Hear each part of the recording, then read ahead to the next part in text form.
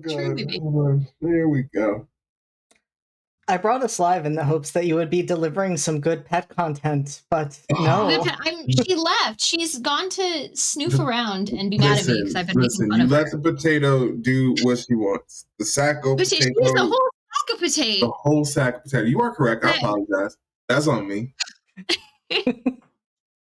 Yes, I'm sorry. I'm sorry to everyone watching. We were gifted a beautiful cat, and tragically, the cat is no longer on screen. Cats do what they will. We all know this. The cat will be back. I'm almost certain of it. I mean, the cat is making a nasty, bombastic side eye at me. Just hoist that little corgi up and say hello. It's not a corgi. I promise she's a cat. Listen, I saw the face. Yes, I agree. She's a cat, but also just very large. Large and corgi shaped. It's true. She is kind of shaped like a corgi. I'm not gonna say this with all of the love in my heart. We love cats. Oh, 100%. We love cats and we love corgis. But yes, we do love corgis. That cat is a corgi animals. shape. Oh, so good. Yeah, I'm sure she'll make an appearance. And this is how we have been distracting ourselves from the fact that this is the final session of Table 2 and our finale of a season of Secrets and Shadows. It's one big Rammy. We're not just hanging tonight? No, are you sure? No, we have to do the thing. We can't just leave it hanging. Are you serious? I'm sorry, Kit. I will die. Okay, no, that's what I'm worried about. Oh, right. No, I can't die. It's fine. I'm immortal. Whew. Yeah, no, it's going to be fine. Nobody's going to die. It's going to be great. Mm-hmm. Anyways, I should do the things before we jump in. And before anyone starts crying, and before we have to get cats in the room. Because it's our final session, not because I'm torturing anyone, just because we all love each other. Mm-hmm. Unless you want to cry in character, I can also make you cry in character. I'm happy to do that. No, I'm okay. You know I will. You know I'll do it. Yeah, no, that's fair. I know you will. I know you will, Kit. Anyways, we are live from the apocalypse. We are a not-for-profit TTRPG studio that does actual play content in the form of streams and podcasts. We raise money for charity as we are doing these streams. It is very easy to find the donate button. In fact, we have put it directly on the page. You cannot miss it. If you go to look to where you would have subscribed, it is right there. And currently, we are raising money for Rainbow Railroad, which is an organization that helps LGBT people, and especially currently trans people, relocate from countries or states or regions that are not safe and get to regions that are going to be safer and supportive of their needs and rights.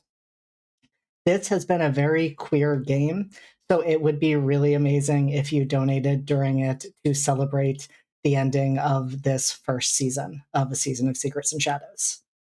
We would love you for that. I technically don't have any incentives for donation, but the more you donate, the more interesting things will happen. And I think we can all agree that is a wonderful thing.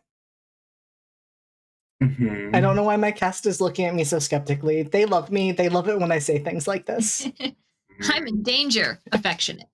Yes. That part. You know, it could be good things too. I could do something amazing and it could be beautiful. So aren't you going to do that already? I have to think about that.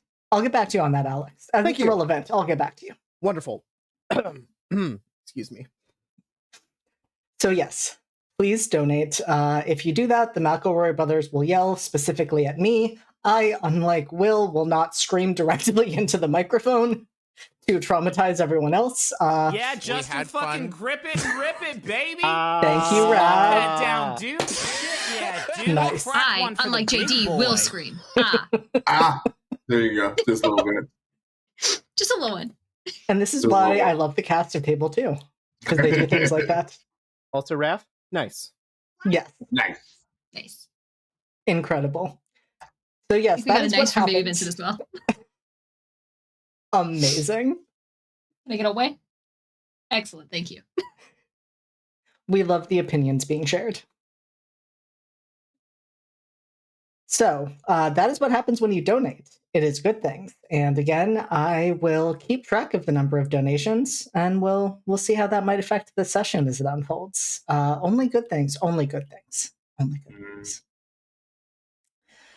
We cannot stop you from subscribing. We have tried. We do have incentives to not. Had fucking grip it and rip it, baby. Incredible. Slop that down, dude. Yeah, dude. Crack one for the big boy. Many thanks. It's going to be a really interesting session if we pause for that every time. And this is how we're kicking off. I love it. Amazing. So, okay, now we have two good things. And as Raph says, for whomst? I don't know. We'll have to see. For almst. If you want bad things, technically bad things will happen if you subscribe, because what will happen if you subscribe is, well, you'll be giving Father Bezos money, and we try not to do that. We also will have something not so great happen, namely, okay, you can't just do that. You that is not the that is the incentive when you donate. That is not the incentive when you subscribe. Yes. Because what happens when you subscribe is that beloved Dungeon Master Brennan Lee Mulligan will kill one dog for every month you are subscribed to our channel. Unfortunately, due to events that happened at the last session, there isn't a lot more of Fitz's family to go, so we are getting closer and closer to Fitz being threatened, and nobody wants that. We're fresh out of De Villiers, guys. We are fresh out. There's like one left. There's like one, and actually, we want to keep that one. Actually, there's three. There's my cousin, the bishop, my sister, and me. Yep. Fair enough. Okay. We can sacrifice at least one more De Villiers, but that's it. Right. That's it. We draw the line. After that, we're done. This far and no further De Villiers. Gotcha. And we lost 30 dogs on Tuesday alone, so we don't need to add to that number. Why? So donate, give whatever money you would have given us for subscribing to the donation, give it directly to Rainbow Railroad. They will do good things with it. With that, I think it's time for my three lovely cast members to remind us of who they are and who they are playing. This is, as you will recall, the Oops All Humans table. And so, starting with you, Kit, remind us of who you are playing, and what playbook you are using. I'm assuming human. Yeah, for sure. I mean, I'm a little guy, both on screen and off. Hi guys, I'm Kit. You can find me places on the internet at KitRollCause. It is somewhere around me at some point. It will pop up. I don't know. Tonight I will be, for the last time in a little while, your Miss Elise Clarendon. Totally a human. Totally not a vampire. Do not even sweat it a little bit. Totally fine. Real normal things happening. Real normal fine things. And regular, right? Totally. And speaking of fine and regular, Q. Yes. Hi. Hello. I'm Q. You can find me on the internets at midnight_inc. That's INQ. Q is my name. I'm sure you get it. I am currently this evening, for the last time for just a while, I'm sure, Mr. Dorian Black, who is just a normal human, certainly not the Infernal Playbook. I don't even know what you're talking about. Yeah, no, I don't know. I don't know either. Definitely not in my darkest self. No. I wouldn't. No. How dare you even insinuate? These accusations are right. I know. Who would say that? Not me. Certainly not. No, not me. Not me either. And last but certainly not least, Alex. Hey everybody, I'm Alex. I'm going to be your keeper of arcane lore for this Call of Cthulhu. Wait, sorry. No. That was Tuesday. That was Wednesday. Hold on. I'm sorry. I know what days are. I need to rewrite this character sheet then. Yeah. Let me back up there. Get myself out of Wednesday brain. Hi, I'm Alex. I'm playing Captain Lord Duke Fitzgerald de Villiers. He is in black and mourning because his family tragically died. And we are sad Yep. about that, at least outwardly. So we are in mourning. We thank you for your thoughts and prayers at this time, but we are not accepting any flowers. Please send donations to the ACPA or other organizations like Rainbow Railroad that will protect all kinds of wonderful humans. Otherwise, I'm not the werewolf playbook. I'm a human who just really likes fetch and going for walks. I believe that. Thank you. Yeah. And howling at the moon. And howling at the moon. Howl at the moon. I mean, who hasn't? Whomst among us? Who among us, right? Right, Like, truly. Absolutely. That's just Tuesday. It was Wednesday, actually. We had to change it. Yeah, I know. Yeah, none of us know what time is. It's fine. We're all here tonight. That's the important thing. It's an illusion. It's Moon a Day. lie. It's fine. And because I must do this as well, I am JD. I am the storyteller for this game. I will be playing everyone else who happens to appear tonight. Mm-hmm. You're playing one less bad dad, so that's pretty dope. It's true. Don't tempt them. They will add an additional bad dad. I mean, well, mine's probably like bad. Oh no, I'm giving them ideas. Interesting. Great thought. I'm going to say the same thing to you, Kit, that I say to Steph every single day, which is, you shouldn't have said that idea out loud if you didn't want me to consider it. Buddy. What bad Anyways, dad? Yeah, no, sorry. Carry on. Let's jump into tonight. So, brief content warnings. Don't know how much these things are going to come up, but always want to include it at the top of the episode. Based on events that happened in the last session, it is possible we will hear some things about a red wedding-esque event that happened at the de Villiers estate. It is also possible we will hear things about bad and abusive parenting and themes like that. Those are the main trigger warnings I can think of, but I will bring any other ones up as they arise. So with that, as we move into tonight's session, the first thing that just needs to be acknowledged is this has been a unique season, to put it mildly. I mean, it started out pretty normal, right? I mean, we started out with a party at a townhouse, and that party went incredibly well. Totally so normal. many things happened that night. So regularly. It was so regular. So absolutely normal. There were fireworks. And they were beautiful. Yeah. Lovely. Literally and figuratively. Yeah. I mean, that was some pretty normal stuff that happened there. A little less normal that Prince Reynard disappeared right after. Yep. Didn't love that part. These things happen, though. Do they? Like that? I mean, like a little. Leave it to the Winter Court to misplace their scion. Right. You know, misplaced your lad. I don't know. Your lad is misplaced. These things happen. Should have been watching my mans. I don't know what to tell you. And I mean, you know, technically speaking, I mean, ritual murder is not unheard of during the season. I mean, look at what happened to the Deloso siblings last year. So, like, this wasn't a new event to happen, though it was a new event to happen to a prince of one of the fairy courts. So that was a little unusual. And since then, a lot of things have happened. A lot of murder. A lot of people being killed.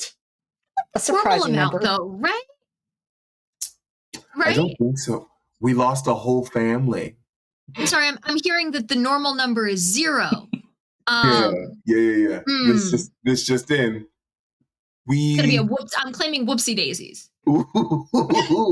As you should. That's true. We have lost 2 dukes throughout this season. Yep. Oops. Skill issue. Yeah. But oops, I snapped. I snapped and killed a whole family is a lot to whoopsie daisy. I'm not saying that still can be your defense. I'm just saying It that's a wasn't me. hard You sell. have no proof that it was me. You're right about that. I had to go. Places You to did? be. Absolutely. People to Unfortunately, return no back to their witnesses. fathers. And so it has been a season to remember so far. Hmm. And that is not changing on this night. Oh dear. Good. It has been a few days since the events at the de Villiers estate. And tonight, we open on Wrenhaven Palace, where your two current reigning monarchs, Queen Louis Montgomery and Sovereign Micah Bellamy, hold power for the moment. Hmm. We move through the gilded gates and vine-covered external walls, and we pause on familiar sights that we have seen throughout this season. We see the statue of the angel in the fountain, standing over the figures of Arthur, Guinevere, and Merlin, with the Knights of the Round Table on the perimeter. We see the pale gray stone of the palace itself. We also see down the path to the stables, where a lone figure, cloak pulled up to cover their face, walks up towards the palace. We see the beautiful private gardens, spanning well over 25 acres, which are typically neat and maintained outside of the summer pavilion, where, of course, the foliage is wilder and perpetually that of summer, rather than changing with the seasons as the other gardens do, depending on which fairy court is in power. But something is wrong. We can see that immediately. At that fountain, the water is sluggish. It's not quite frozen, it's still moving, but it's getting there. And that pale gray stone of the palace, it shimmers with threads of silver and gold interlaced together in a way that it has not in a long time. But perhaps most notably, there is a layer of frost covering the flowers of the gardens.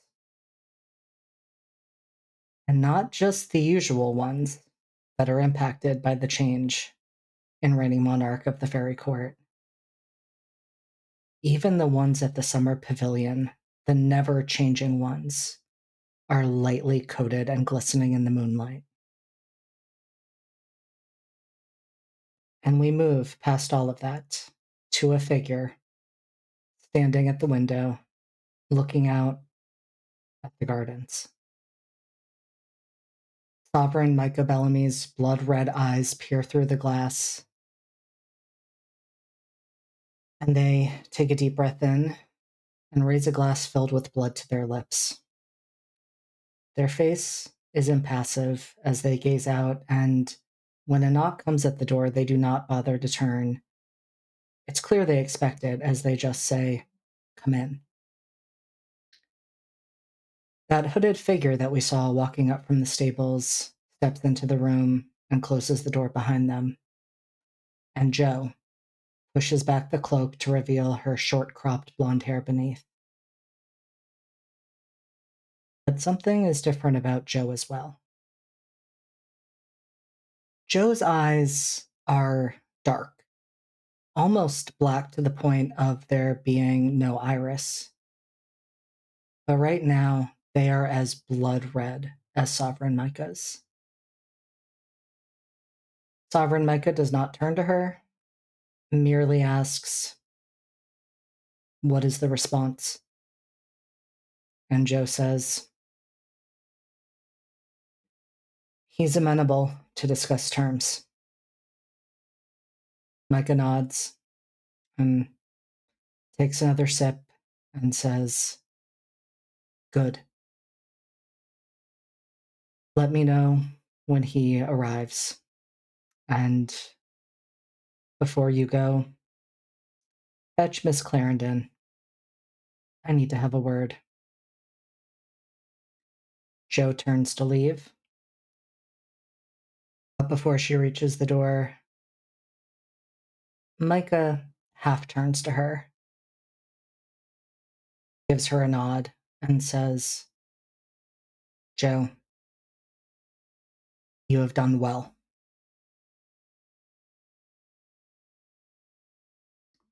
And we move away from Sovereign Micah, now following Jo, who is taking the cloak off, tucking it over her arm, as she heads to Miss Elise Clarendon's room and knocks.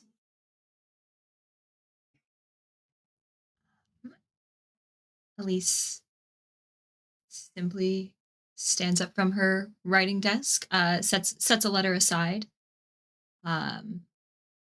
and sort of, straightens her skirts and walks to the door, and we'll open it a bit, check who it is, and then, fully open it. And I mean, Elise, you know what Jo is. But again, you have never seen her eyes this color. Is everything all right?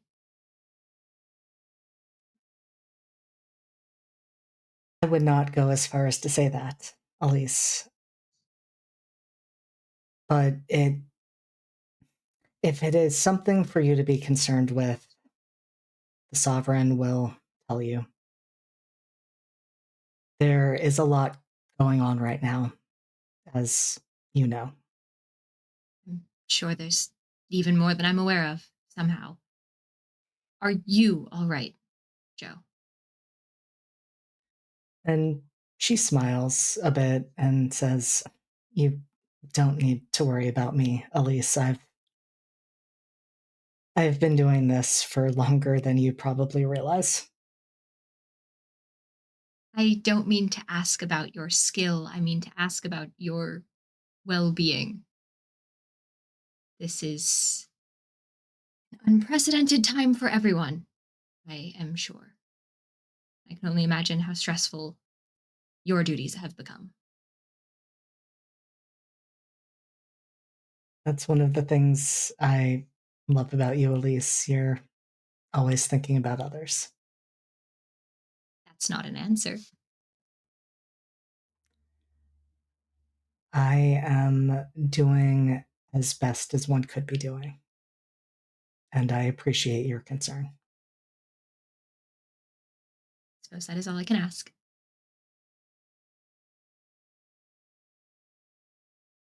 Sovereign Micah would like to see you. I suppose I will go meet them. Do you know what this is about, or? They did not say. Though I would imagine. Yeah. Yeah, well, a girl can dream. If Well, let's it get this is over with. if it is any consolation, Elise, they do not seem angry. That is much consolation. Yes, thank you. They have an excellent poker face, but I hope this is not. And Jo leads you down to the familiar study where you often meet with Sovereign Micah. Micah is still standing where they were when we last saw them, just peering out over the gardens. And they do not turn to look at you when the door opens. I think regardless of if they turn or not, there's still sort of that like curtsy, right? Like they're not looking, it's behind closed doors. We're a little bit less tense than the last time we spoke. But so sort of like half nod. You wanted to speak to me, Your Highness. Jo, of course, has shut the door behind you as you've walked in. And Micah, still not turning to you, gestures for you to take one of the chairs. I And will do says, so. still without looking, thank you for coming so quickly. Of course. Seems important. Most things currently do. And at this point, they turn towards you. They are still holding the glass of blood in their hand. And they reach for another that is seated on one of the drink carts nearby and hand that to you before sitting down across from you. I think there's a bit of a flash of like, oh no, oh geez. But they school it, been working on this, and they are, I would say, well fed currently. So yeah, they will definitely take it. Little nod.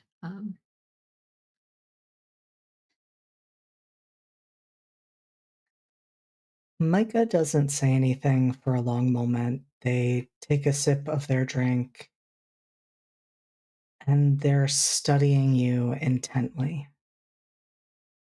And when they finally do speak, there is a level of care in their voice that you have never heard before, as they just ask, "How are you doing?"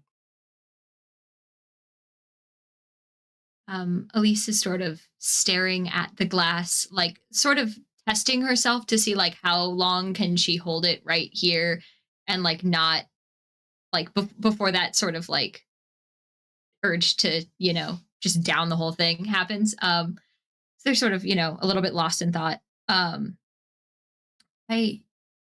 I'm all right. All things considered. Um, it's been quite the season, as you are well aware. I'm not asking about the season, Elise. I'm asking about what just happened at the De Villiers estate. Yes, well, it has been quite an unprecedented season. Um, I am doing as well as I can be, not thinking about it mostly. I'm all right.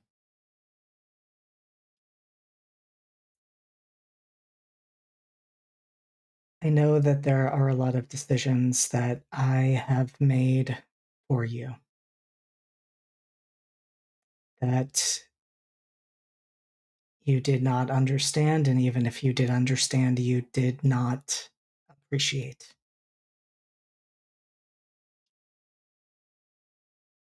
And it was, in essence, in the hopes that what just happened would not happen to you.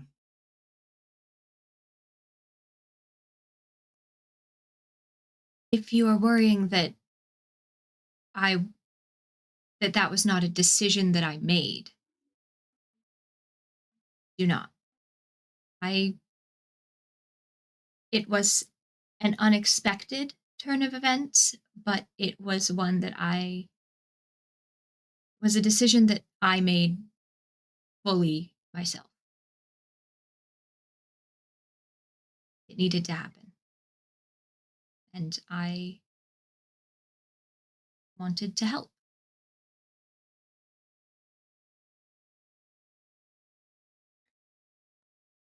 They look troubled by that and take that in for a moment before they say, taking a life should not be so easy.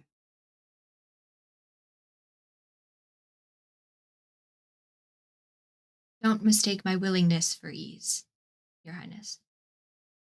It was a decision I made wholeheartedly. It was not an easy one by any means, but it was one that I made. I cannot expect him to dive into the situations surrounding our existence without giving some sort of loyalty back. And if I were in his shoes, I would want the same sort of backing. Does that make sense?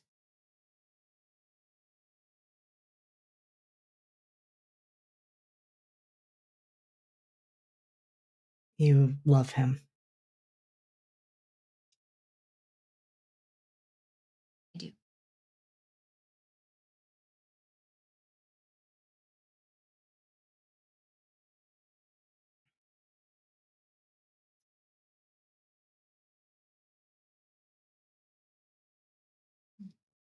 And I suppose I can understand why you would do whatever it took to keep him safe. I imagine you would have done the same for someone you loved. I imagine you have already. You would be correct. So you understand it was not a decision I made lightly. It was one that I was happy to make.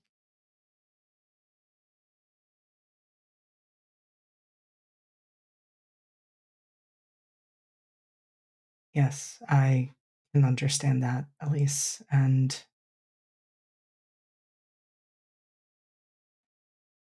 at the same time, it does not make the nightmares that come along with that any easier. I hope that he is worthy of that love, and I hope that when you need it, he will quiet those nightmares for you.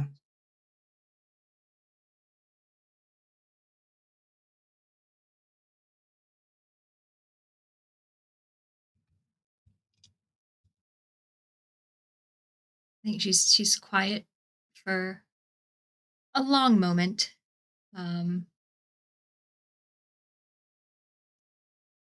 He's already done more than enough to earn that. I am simply repaying many favors.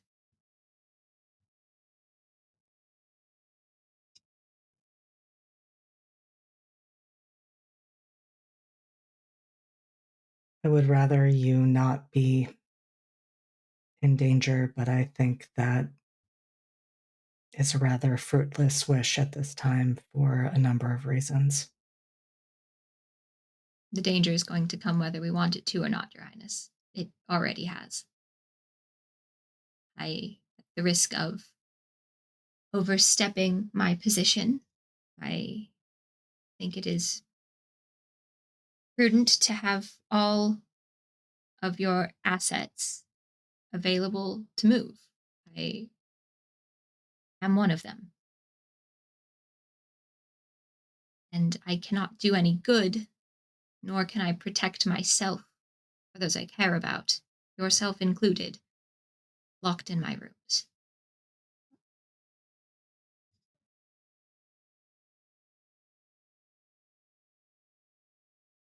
That is a valid point, and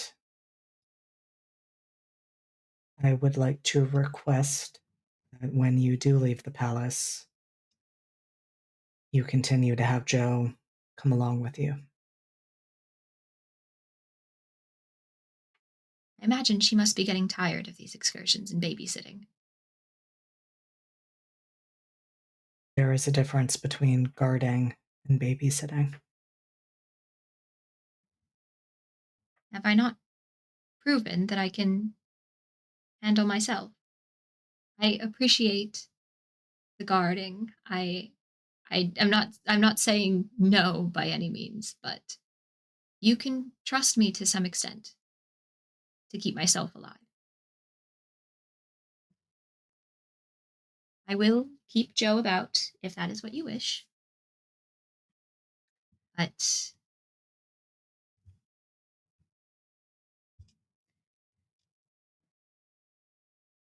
Well, one could argue that with my title, I could do whatever I wanted and try to convince Jo otherwise. Given her fondness for you, this is not so much me asking her to do this. This is her doing this regardless. I had a feeling.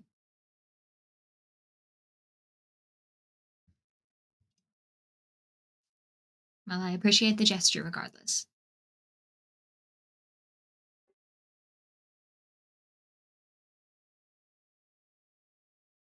We had discussed before what might come of this relationship and what would need to happen. I think it's fair to say that what needed to happen has happened. And so you have my blessing.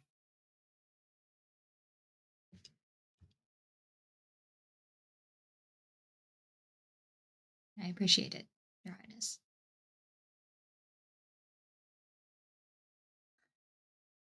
And it is at that moment that a knock comes on the door.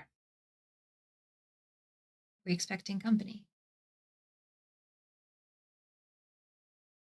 Micah does not seem surprised, though perhaps a bit disappointed that it is happening in this moment, and sighs and says, unfortunately, well, not unfortunately, yes.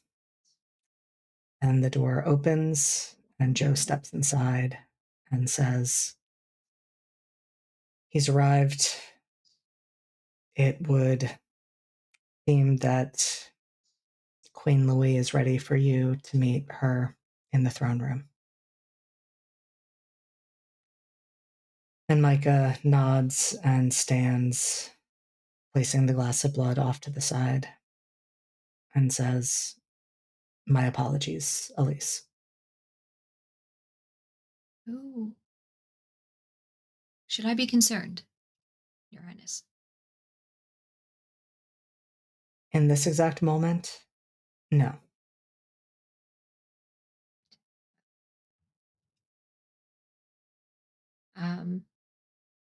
Elise will stand, assuming that there's probably business to be taken care of that she is not privy to.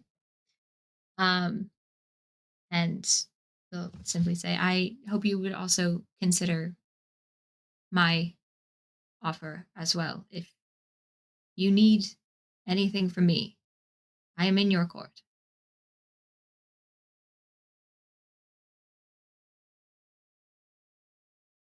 And they look at you, and for the first time,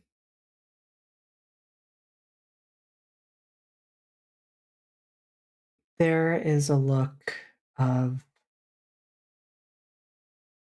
respect, which is unusual given that they are one of the ruling monarchs. And they just nod and say, I will continue to take that under advisement. Elise does sort of laugh, like restrained, but like there is a little bit of like under advisement. Okay. But they do, full curtsy. Then I will leave you to whatever business it is you must conduct. And as you walk out, Elise, and you are heading back to your room, you see who is approaching the throne room. In fact, it would be impossible to not see this because the hallway is filled with people moving in that direction.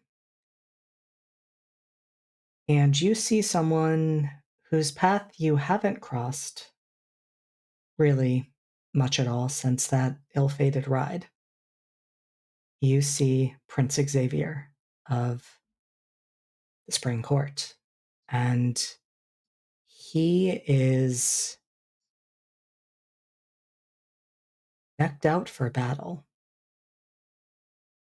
There are thorns covering his entire body, and his expression is serious.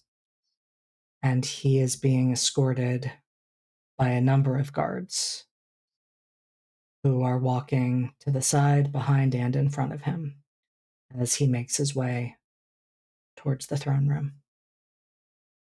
Is there any situation where they might notice each other? Or is he too focused on a different direction? I think there is definitely a moment where the two of you would make eye contact, and that would surprise you because that look of warmth that you saw, of gentleness, is gone. Like, eyes are steely and hard. But the eyes soften a bit when he sees you, and he nods in your direction. At least sort of like having left the study, they had kind of like, relaxed a little bit, like, out of the eye of the sovereign. And then that is immediately back in place. And there is a look of respect, but also like understanding that like this is the situation we as a palace find ourselves in. Understood. And that warmth is reciprocated, but more so there is like, okay, all right, I will be ready. And they just sort of, do like, half a curtsy, like they're not like actually like approaching, so it feels weird to do something full like that, but they sort of like, nod. And we'll go back towards their rooms. I think with that,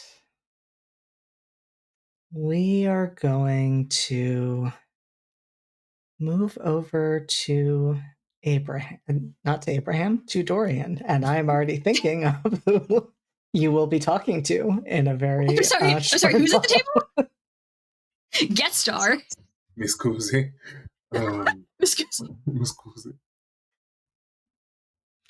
How are you doing, Dorian? Not great. If we're being completely honest, I've had better days. I think Dorian currently is sort of sitting in a bath. That's where he's been for like the last hour. He is just head back, glasses on. He's got a letter outside of the bath. Like that one hand has remained pretty dry this whole time because he's needed to hold it and read and reread the letter that he got from Abigail. And I think that is going to bring us to the first letter of the evening. And of course, do not worry, Elise. We will be getting to letters for you and Fitz before too long. Fantastic. I don't know what you're talking about. Don't look at me. Don't worry about it. The letter, of course, magically appeared as it always does, probably while he was going through paperwork, and oh look, surprise, a letter. It says, my dearest Dorian, by the time you receive this, I will have left London behind. Where I go next, I cannot say. But wherever I end up, that's where I'll be. It has been, well, a lifetime since I have been alone.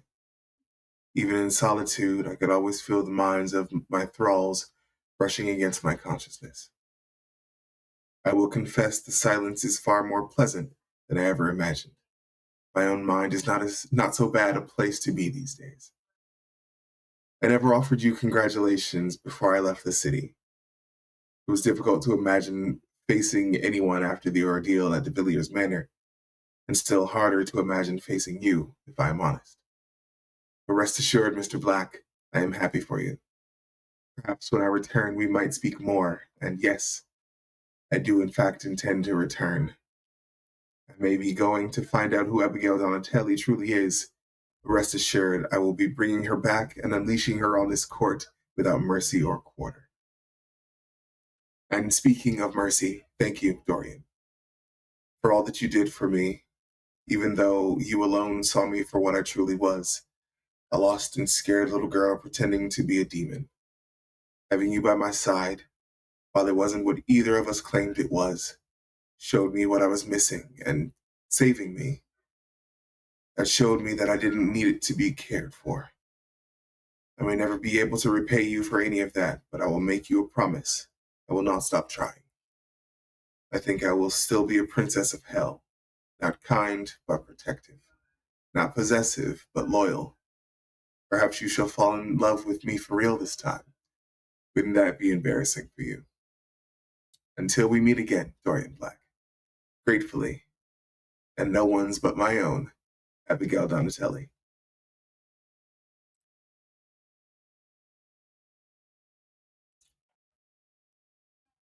There's a mixture. He is happy for her. He is grieving because their relationship was something that they both clung to without ever saying it. There's some nervousness because goodness knows what she'll come back as next. But there's an excitement. And hopefully they'll be able to enjoy that as a free man, even though it doesn't quite feel like it right at this moment.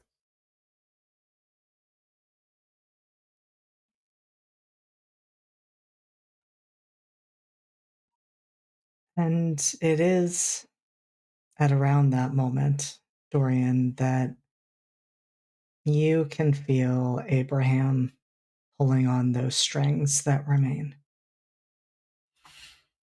I will sit up. I will set the letter aside. And I'll just, yes, Abraham.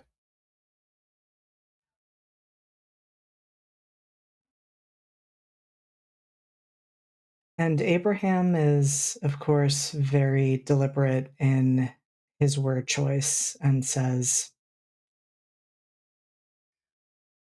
I would like you to come speak with me at the townhouse.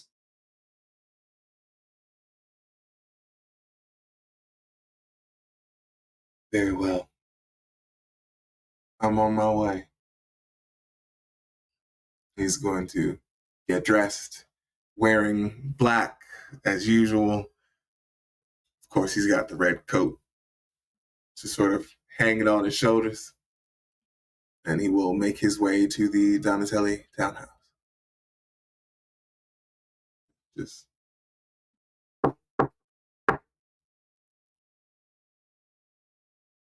The door is opened, as always, by one of the servants who brings you in to the library.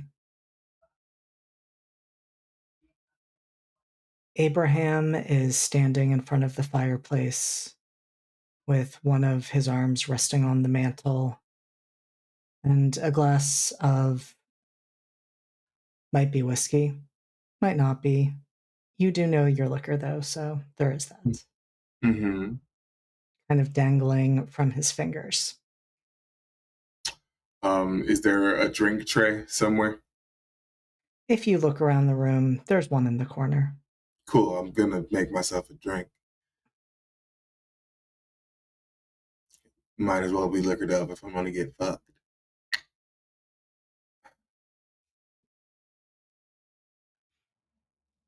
You wanted to speak with me?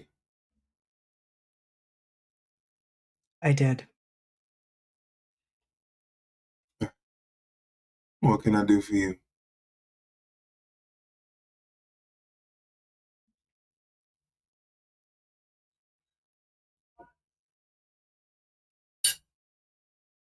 I've thought a lot about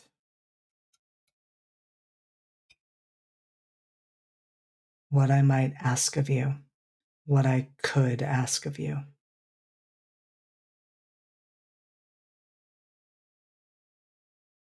I've considered,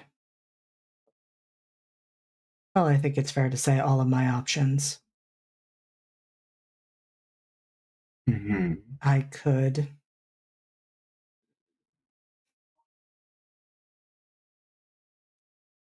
ask you to do things that would have consequences. Treason is always an option. That does seem to be quite in season. Yeah, it's quite in vogue.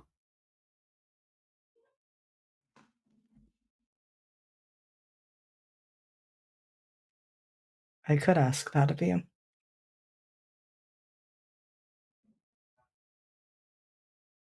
I could also ask you to do something that Lady Astrid Primer would never forgive.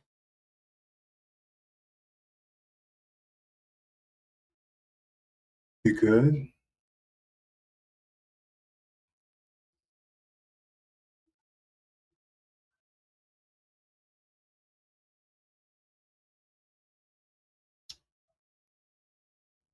And I could ask you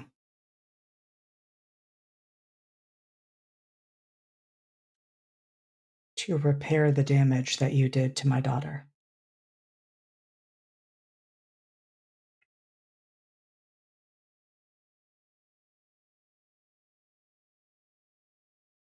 You're asking the impossible.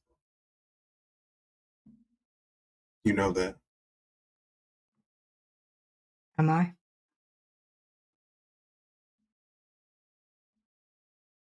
I can't take that hurt back. Apologize all day. But it doesn't make it go away. I'm sorry. I know you put me in place to try and fill the hole that was there. I'm sorry I couldn't. But I did try.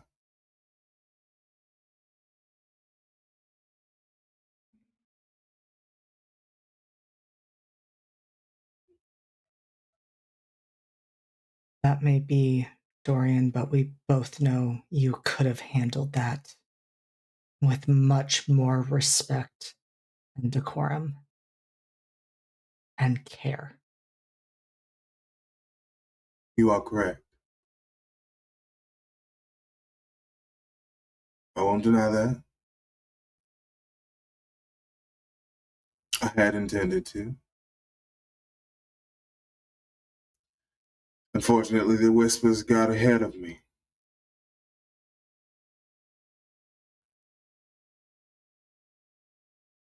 Or you got ahead of yourself, Dorian.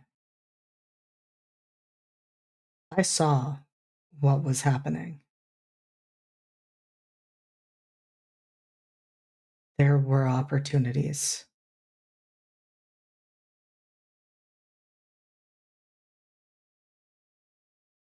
Abigail did not have to find out the way that she did.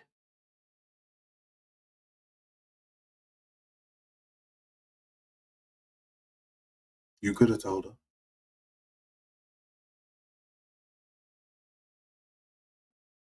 Because you knew, right?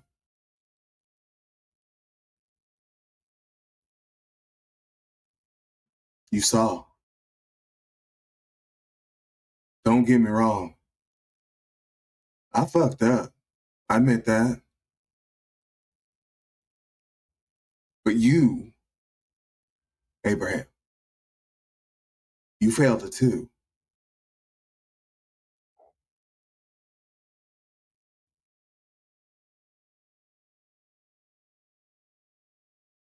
And because of that, she ended up captured.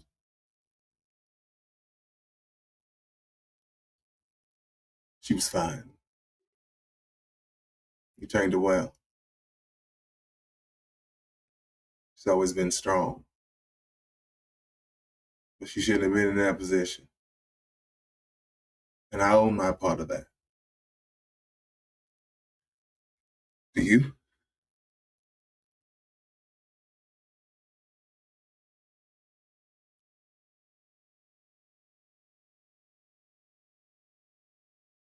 Dorian, you can see, and I mean, with the ice and the glass clinking, it's evident that Abraham's hand is shaking. Mm-hmm.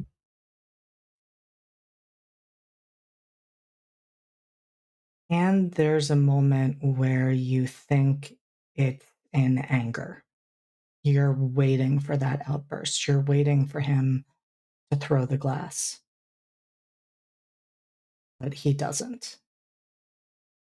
Instead, he drops it, and it shatters on the floor.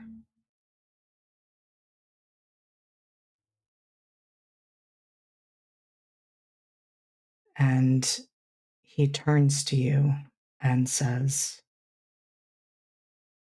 I do own my part in that, Mr. Black. Good.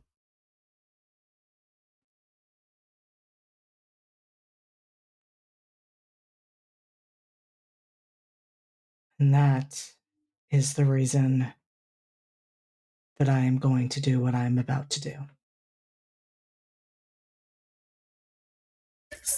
There's a step back.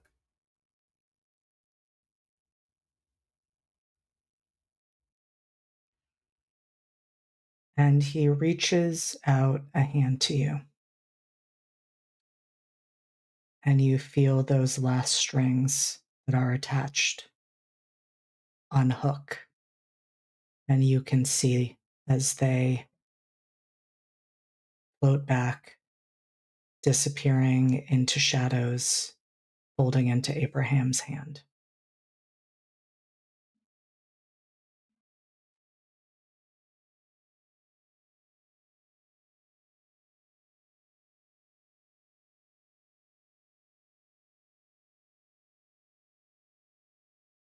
Why?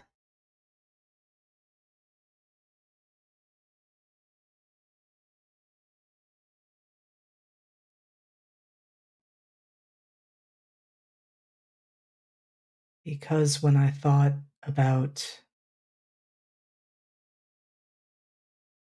making you fix things with Abigail, I knew the only way that could happen would be if she knew you were completely free of my influence.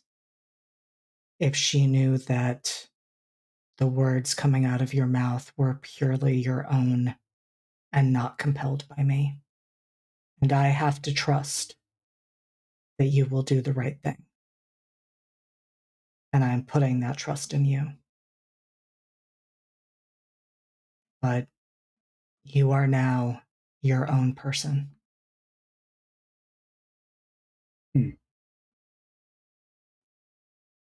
Okay. So that we're clear. Because if there's anything you've taught me, it's to be very, very specific with the wording. You want me to fix what was broken between Abigail and I. Does that mean for us to once again be in a relationship, or to simply actually apologize and try and reconcile? Those are not my terms to dictate. But I hope that you will look into your heart and make whatever choice you feel is right.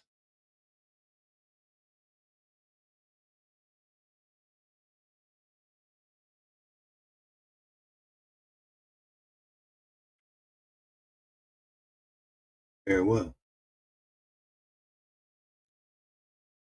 Whatever happens next is purely on you, Mr. Black.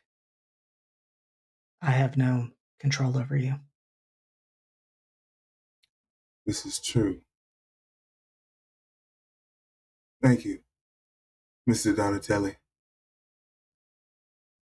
It has been something.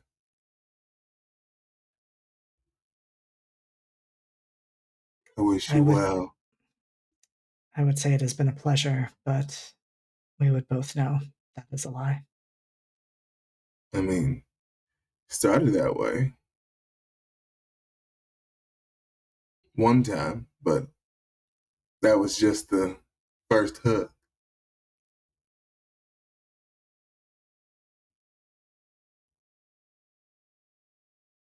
Can't believe you passed me to your daughter.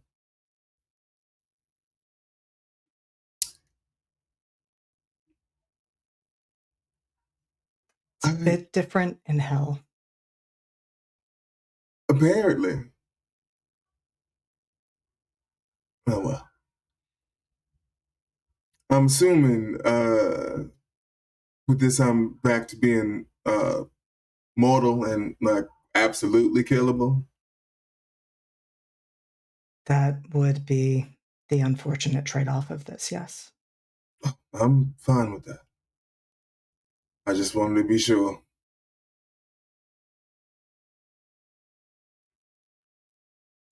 You are purely human, with everything that comes along with that. Understood. Well, you have a good evening, Mr. Donatelli. I hope to run into you again in better circumstances. We shall see if better circumstances are those available. You are correct there. It's a storm coming. And it would do you well to know where to find shelter, Mr. Black. I have an idea. And he's going to finish what's in his glass, set it down. Oh, that hits more now. Gonna have to be more careful. And he's going to turn and leave. And Abraham does not stop you. He is still standing by the fireplace as you walk out of the room. Gotcha. I think, and this is just a real quick thing, I think he's gonna go to church. Which one? The primer, the one that the primers go to. Okay. Okay. Not the infernal one. We're not doing that. We did that. I want to get the ick off of me. You know what I mean? All right. So in that case, you are heading to the Church of the Sun. Fantastic. What would you like to do there?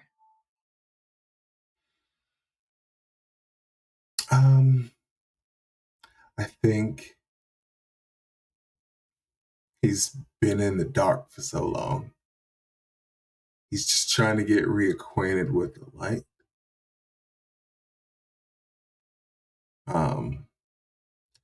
So it's basically like he finds a seat and is like,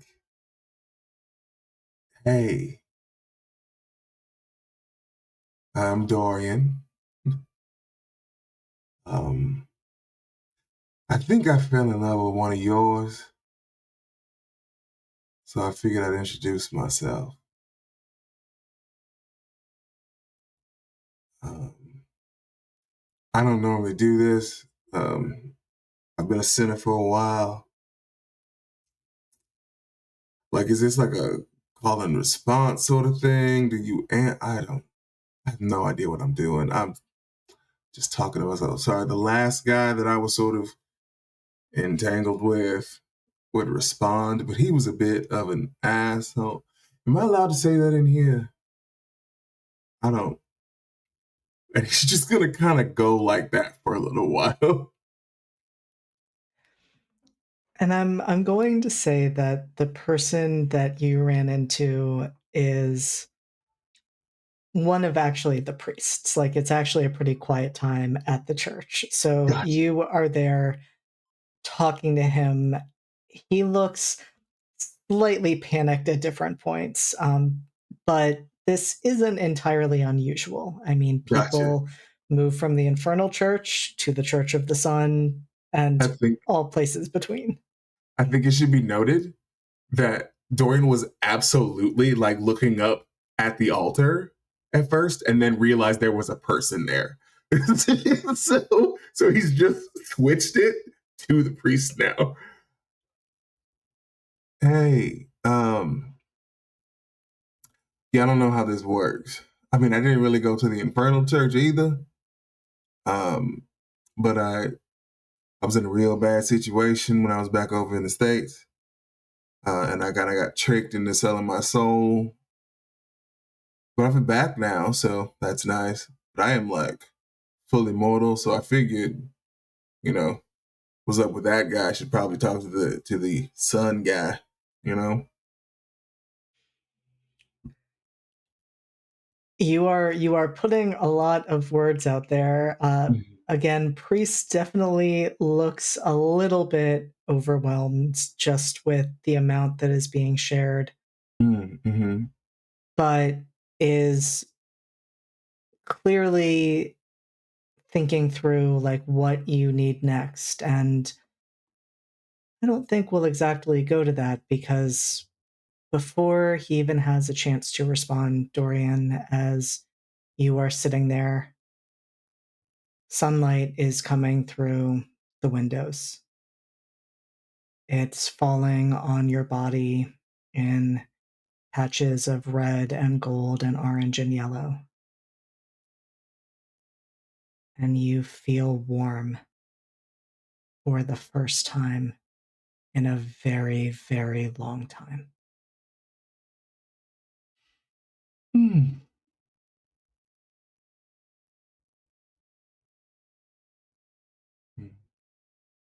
If the priest is saying anything, nothing.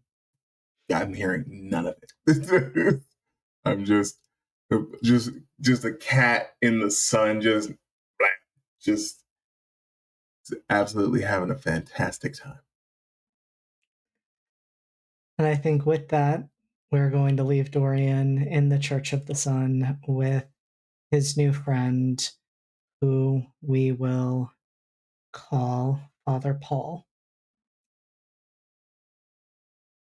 And we're going to move over to Fitz. And I'm curious, Fitz, have you been mostly staying at the family estate? Have you been at the townhouse, or have you been going back and forth? I think there is quite a bit of stuff to do at the estate. Some reorganizing, some cleaning. Also needing to figure out exactly what Father was up to. Not just in terms of his treasonous activities, but just like Fitz was never taught how to run an estate. That was not within his wheelhouse. So I think he's been like at the estate the entire time. And it's been like making sure the servants are okay and situated. What do you need? Visiting old friends among the servants and like making sure that the hierarchy still works. And then basically just like, okay, we're going to close the curtain on dad and move forward. But that takes a lot of work.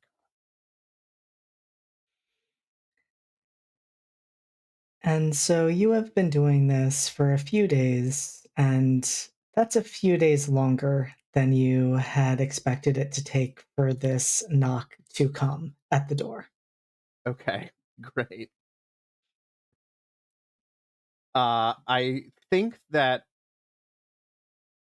Fitz has mostly been sort of holed up in his father's old office, where I assume all the important stuff is.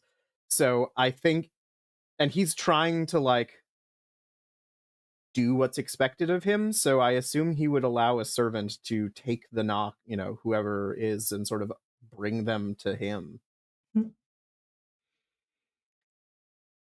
And that means that a few minutes later, there is a knock on the door, and the servant says, Seneschal Julius Shaw is here to see you. Okay, yeah, that's definitely the knock Fitz has been expecting, so he sort of finishes writing whatever, closes his ledger, pushes it aside, stands up, and makes himself presentable. Please, see him in. And Julius is ushered in. There are deep bags under his eyes. He looks just done with everything. And just has this look of weary resignation as he walks into the office. Seneschal Shaw, so I've been expecting you. Can we get you anything? Refreshments? Please, sit. Refreshments are not necessary. What title should I be using at this point for you? Fine question. Tell me, Seneschal, are you familiar with how my family has traditionally conducted changes of title? Cannot say that I am in full, though I do have an inkling. Well, to my surprise, I found myself fulfilling the family tradition. So, it seems very strange to say it, but you may address me as the Duke of Eldholm or your lordship, whichever you prefer. Well, your lordship, what happened? I apologize that I have not been to see you about this. I think you understand, but I also felt it is best that we spoke in person, which is why I didn't entrust this to a letter. You may be familiar with some of my father's machinations and various treasons, but allow me to give you them in full as I understand it. Please enlighten me. And I think Fitz is then just gonna go through the list of, attempted regicide, the fact that Horatia's actions are not her own. She was directed by my father. He's trying to, his plan was to stir up a war with hell. Why he wanted to do that, I don't know. But he and I think Fitz maybe has some evidence at this point. He's probably pulled up some of Horatio's scratchings and is his correspondence is here. You can see what he was planning. And when I confronted him about this, he attacked me, and I was forced to defend myself. Terminally. I would like you to roll to manipulate an NPC. Okay, I can do that. Well, I can try to do that at least. That's how do we play this game, JD? It's been a hot minute. 2d6 plus, Right. in this case, hot. Oh, okay. Hot is my best stat. All right, that is 6 on the die, plus 2 is 8. Okay.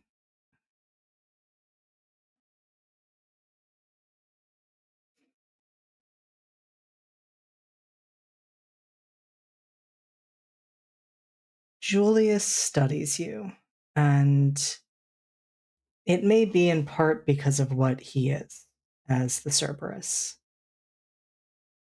But you can tell he's seeing what is going on underneath. And he just raises an eyebrow and says, Seems like there's a bit more to the story than that.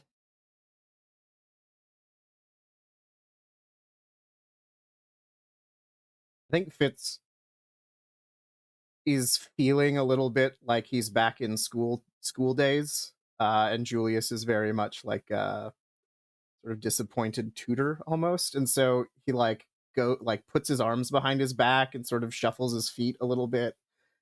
Is like, if you're suggesting that I had other motivations for doing what I did, you would be correct. I just don't know that they're relevant. And Julius just massages his temples and says, "Look, you wouldn't even be the first person to kill a bad parent in the past week." I think Fitz has not heard what happened at the Carewood estate yet, and so he's like cocks his head in I think a very Fitz motion. It's like, I had received a notification from Sovereign Micah that if I wished to court an individual whom I am very fond of,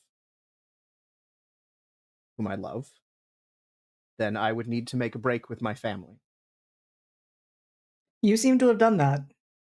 Well, it wasn't the break that I intended, but it is the break that happened.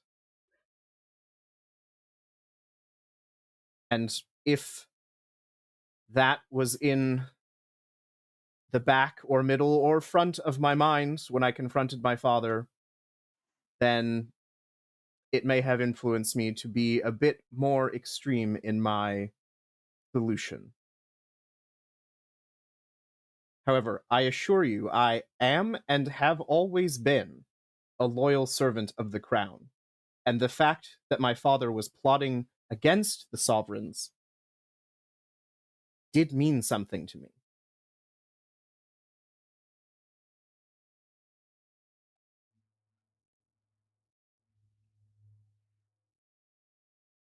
Yes, all right, that's fair.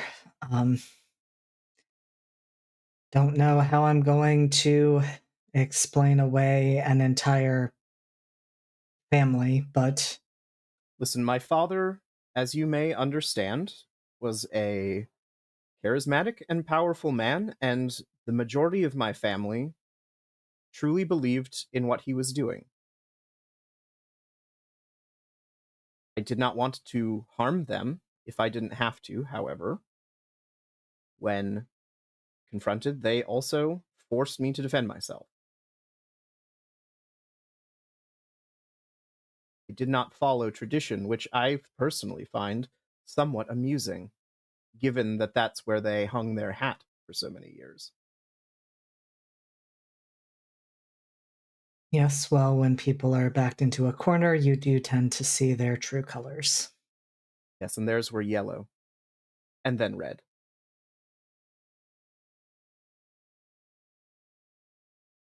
I'm gonna just pretend that you did not just say that. Please, by all means.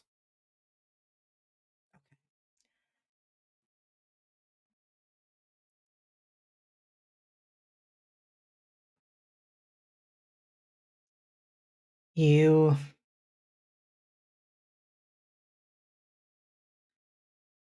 spoke in favor of your sister just a few moments ago, in that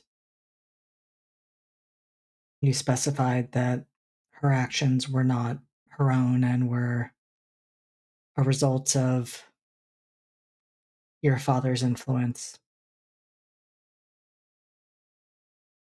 I just need to make it clear there is nothing we can do about that situation at this point. I think Fitz actually gives a kind of lopsided grin at that. And he's like, Seneschal, allow me to be clear when I say, although Horatia was acting under my father's influence, she made her choice a long time ago. I don't believe that she was ensorcelled. She has been my father's acolyte for the entirety of her life, and it was her choice to do so. So, if you're asking if I want clemency or would ask for it, the answer is no. Horatia has made her bed, and now she can die in it. It would seem then we are of the same understanding. I'm glad. Oh, truly. All right, well, I will be figuring out a way to explain this. But I have what I came here for. Glad I could be of service. And please, if there is anything that I can do to aid you, the Duchy of Elmholt stands ready to support the sovereigns.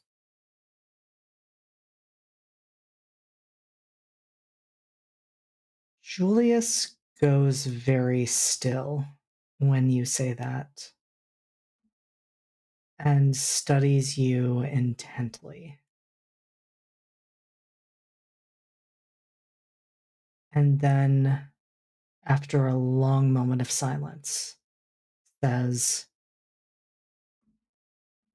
"If that is an offer that you are truly making, I hope you are not making it lightly." My entire life has been one of service. To a father who didn't care for it, to a department that has at least recognized my talents, and to a sovereign whom I find myself lately much more loyal to.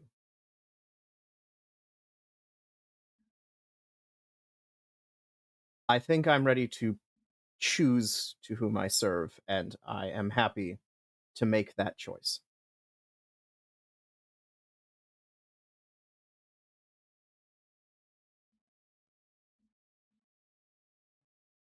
And as long as it is a choice that you are making of your own free will and out of loyalty, then I respect that.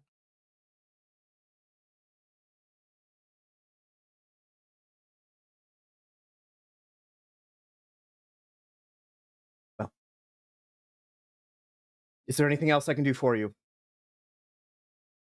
Seneschal, I hope I'm not speaking out of turn, but you do look weary. And the road from London is not that long. Yes, well, as I said, this is not the only dead parent there has been this week, and that is the least of what has happened.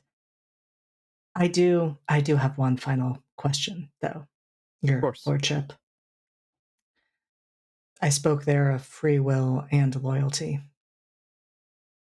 Those are not necessarily compatible things, and I am curious, how much are you being swayed by one versus the other right now?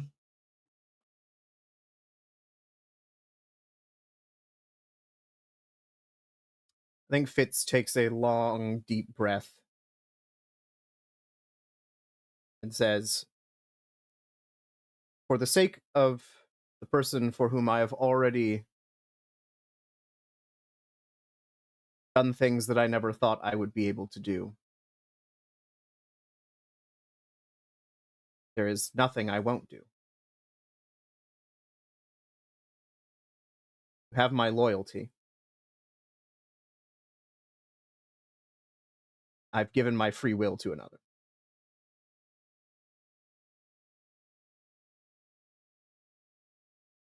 And I think, on that note, that is where we are going to take our break for the evening. Because that was beautiful and perfect. And so with that, we will take a 10-minute break, hydrate, deal with all of the emotional repercussions of this first half of the session, and then return for whatever may happen in the second half. Definitely letters, some conversations, and wherever we find ourselves as things come to an end. We'll be right back. Haven't cried Don't go yet. anywhere. Look who has joined us. Say hello. The wee Fitz man. canonically in werewolf form for a moment. Just for this, just for coming back in. Oh, okay. Of course. Yeah. Canonically, a Yorkie, a wee, a big Yorkie. Yo, okay, got it. Got it. How big? Yorkie. Mm-hmm. Well, this thing weighs 7 pounds, so at least 3 times that. At least, okay. At least. Okay, at At least. least 3. Okay. 21 pounds would be a very big Yorkie. Excuse me. I mean, it's true, but like, And a very average-sized cat. Yes, very normal. Very normal Just size. normal and regular. Mm-hmm. Mm-hmm. Yep, a very normal sized sack of potatoes. Correct. Yeah, he's so That flippin' face. cute. It just, it's like, He looks like a cartoon. yes, it's like a stuffed animal. I Like, don't think he's real. Every time I look at him, I'm like, how? And then he moves, and I'm just like, oh my god, what is this thing? What is this thing with which I share a home? And now I'm gonna cry, and it's gonna be because I witnessed Finn. Oh, look at he really wants to go to bed. So if you'll excuse me, Finn is gonna say goodnight to everyone. Say goodnight, Finn. You want to say goodnight? And I Good will night, go Finn. good night, oh sweet boy. I'm not gonna cry because of dog. That can't be the reason I cry in the finale. But what if it is? It's all of the emotions. It's all of the emotions, Kit. Nope. Okay. Yeah, my cat has been hiding from the storm. She just came out and is immediately fucked up. It's fine. She loves me, and that's okay. We know this. Will, I don't think you're correct about that. But you might be. Well, that letter was rude. It was very good, but also rude. Also, Y'all got letters? I have no idea what's happening.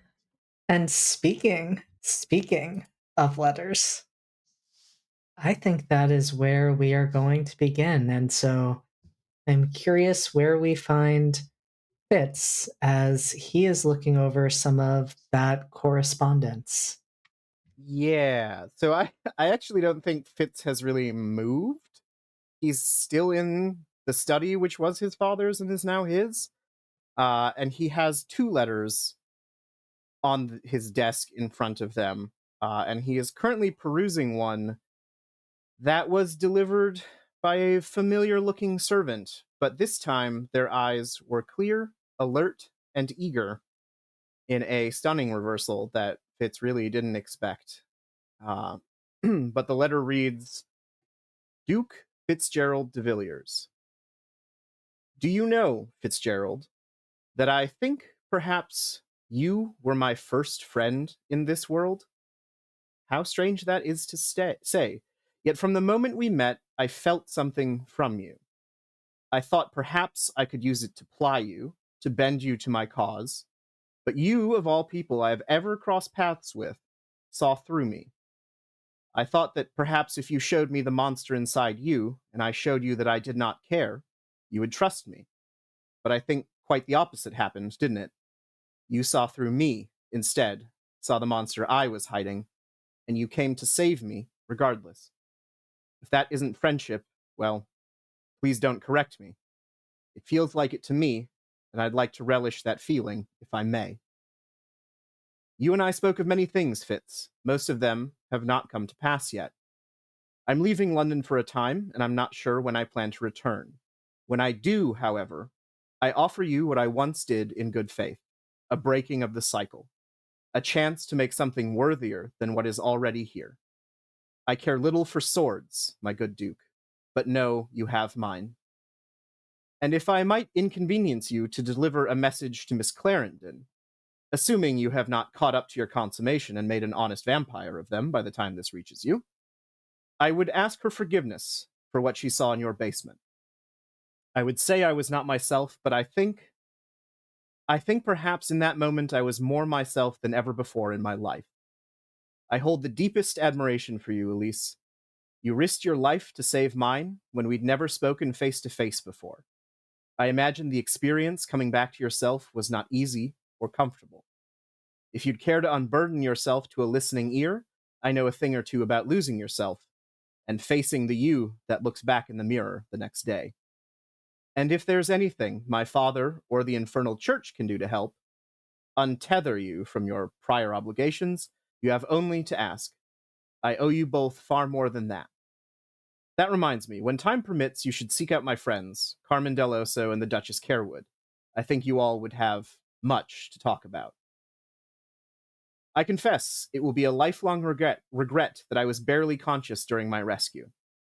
How many opportunities can one have in life to play voyeur to two blood-soaked, beautiful people making love in the midst of a massacre? The other princesses of hell will never let me live it down. A damned shame, if you'll excuse the terrible joke. With warmest regards until our paths cross again, Abigail Donatelli. And I think Fitz has got a smirk reading all of this, and he actually gives out a little chuckle and sort of like pushes the note back and like leans back, and he's clearly like bemused. And he did not expect to go to this place with Abigail or to get to this place. So it feels good after the things he did to her to be more in a place of trust. What are, and I will ask this before we get to the second letter, but what are Fitz's thoughts on his plans to share that with Elise, or has he already? I think as soon as the letter arrived and Elise was at the house, he would have given it to her to read.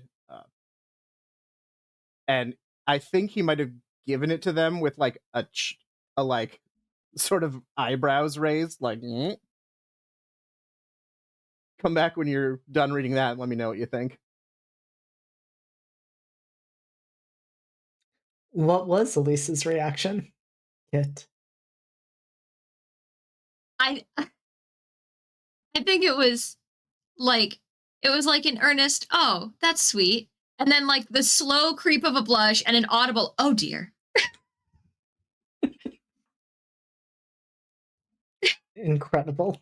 Definitely like hiding behind the letter for a moment. But she does have a good laugh about it.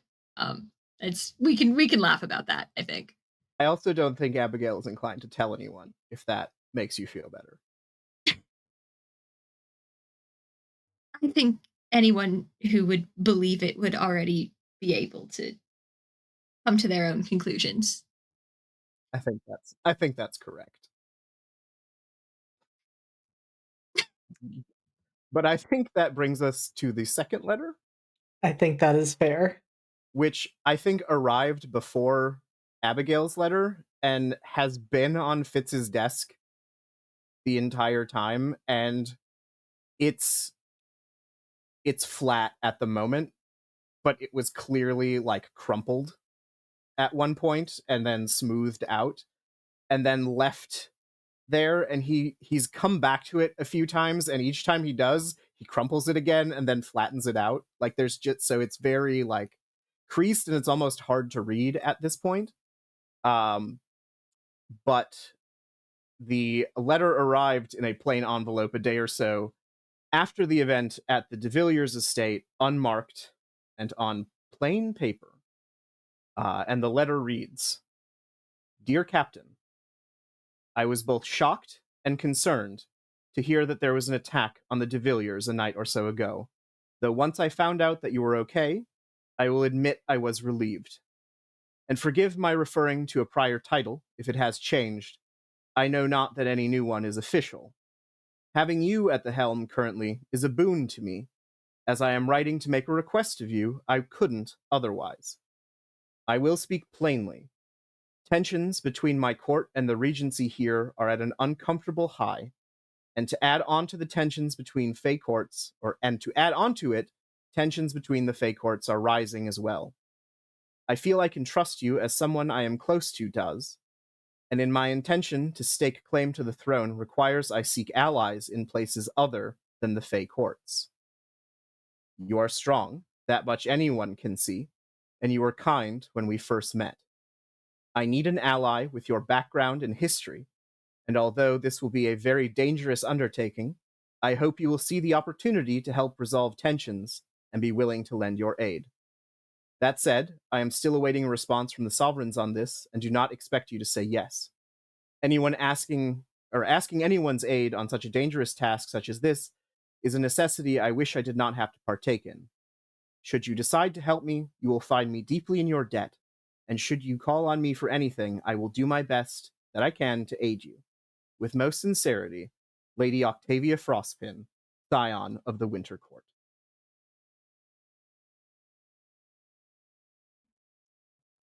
What is going through Fitz's head as he looks back or thinks back on the words in that letter? So I think Fitz has met Octavia once or twice. He knows what they sound like. And when he reads this letter, it's in his father's voice. And the feeling is one very much of, I just removed the person who thought that they could use me as a pawn, and now someone else has so quickly taken up that role. And the fact that they are using Elise as somewhat of leverage as an excuse is only making him more and more angry, particularly because if what is asked does happen, then war will happen, probably. And that means Elise could be in danger, because he knows how Elise would roll in that situation, or he thinks he does. And so the entire situation is, he just felt like he got out from under a thumb, and here's someone trying to put one back on him, especially because they didn't need him before. And now he's like, I see. Now that I have a title and power, it's already started. People are already coming to me to ask things when they didn't really notice me before. And I think there's like a deep resentment in him about that.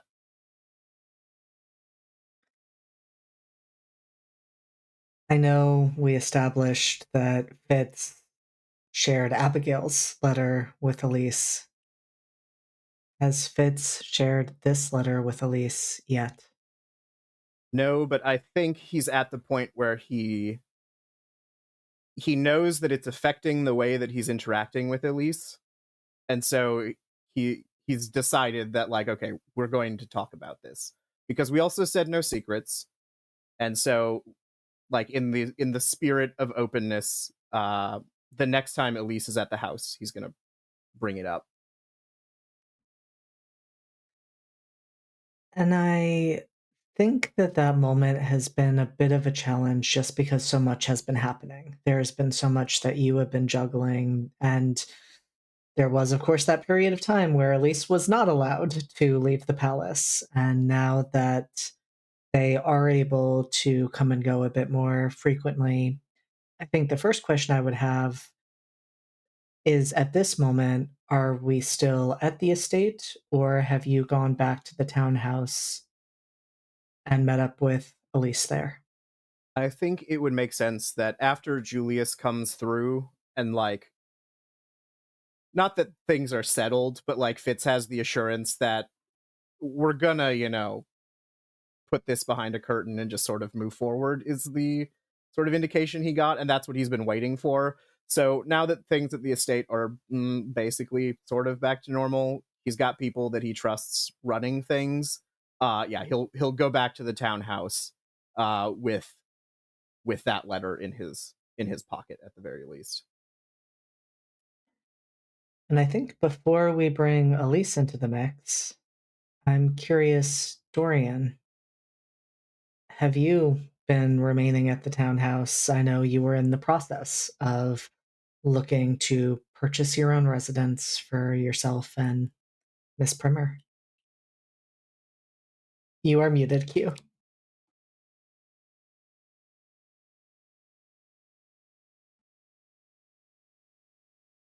Told myself, hey, unmute yourself.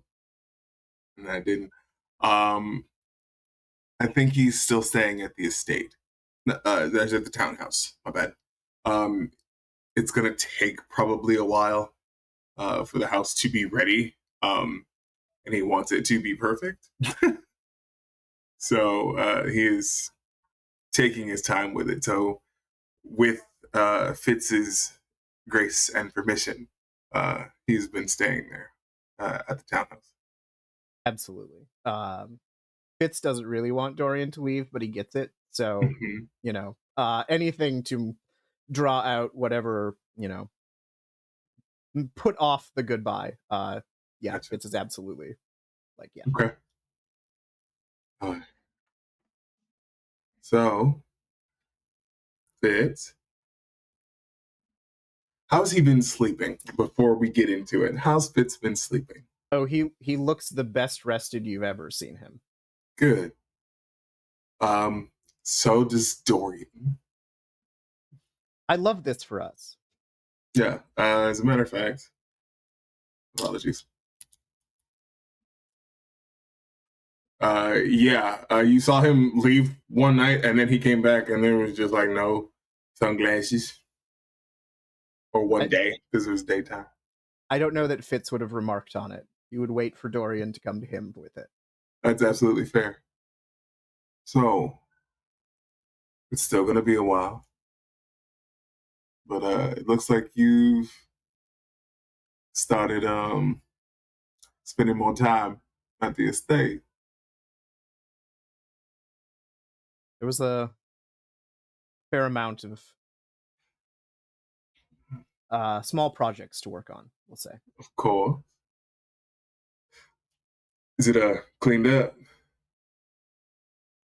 Good. Yeah, it took a few days, but it doesn't I'd imagine. smell anymore either. Good. Glad to hear that. So, once you're all moved in, we're going to have poker nights over at your place, right? I'd hope so. Good. Do I know what estate you've been looking at? Like, is that common knowledge? Oh yeah. Okay. No, he's been letting you know. Like he probably would have asked you for like suggestions. Okay. Can we just say that it's somewhat near to the manor? I'm more than happy to do that. Excellent. I support this. Right. So Fitz is like, we'll practically be neighbors. So absolutely. Great. Summer parties. That sounds lovely. That reminds me, I should probably buy an umbrella for at least. Certainly. Lots of covering. Right. So, how you feeling? Is your father still alive? I don't know. Would you care if he were? I never knew. I'd care if my mother was. That helps. Yeah. My mother died when I was young. I miss her every day, but I find myself not caring that he's gone. I was expecting there to be some sort of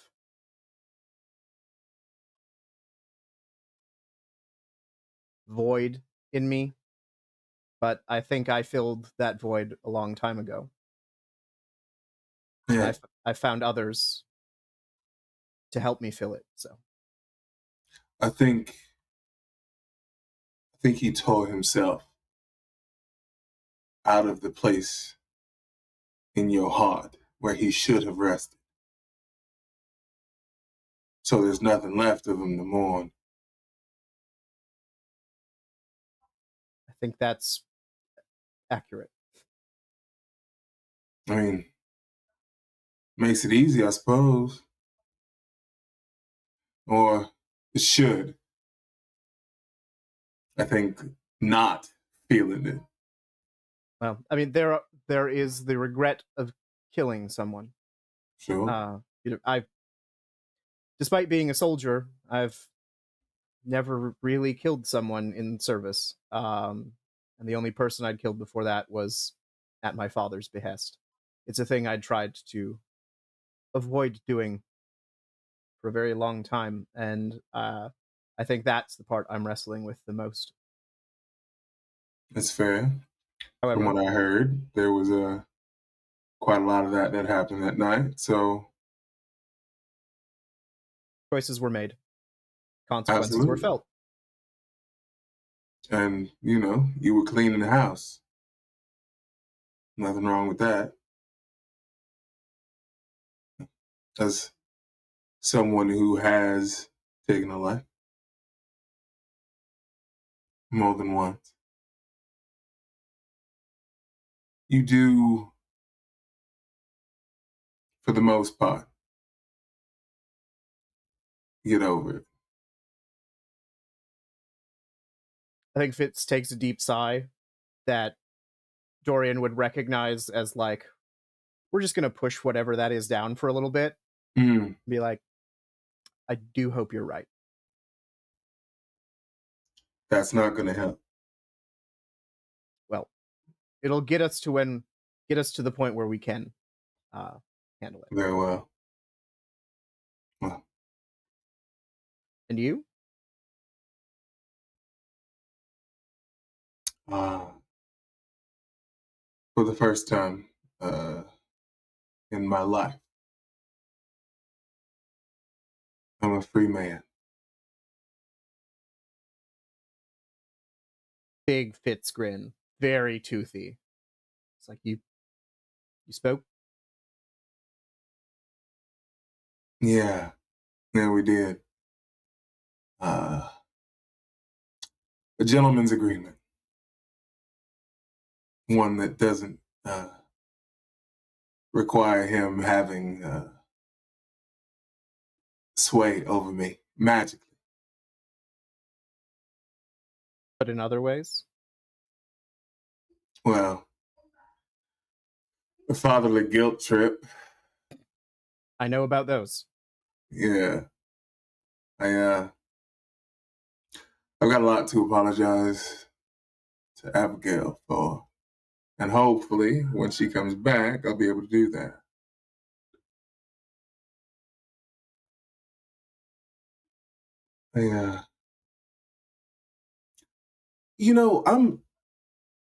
I'm relatively smart, It's like eagerly nodding, like, yes, absolutely. Yeah. Not telling Abigail when things were changing was the dumbest thing that I have ever done. And it got me shot a bunch of times with my own gun. So regrets were had. Mistakes were made. And I recognize that. I just hope that it's not too late because she is important to me. If it's any consolation, I have been surprised by Abigail's forgiving nature.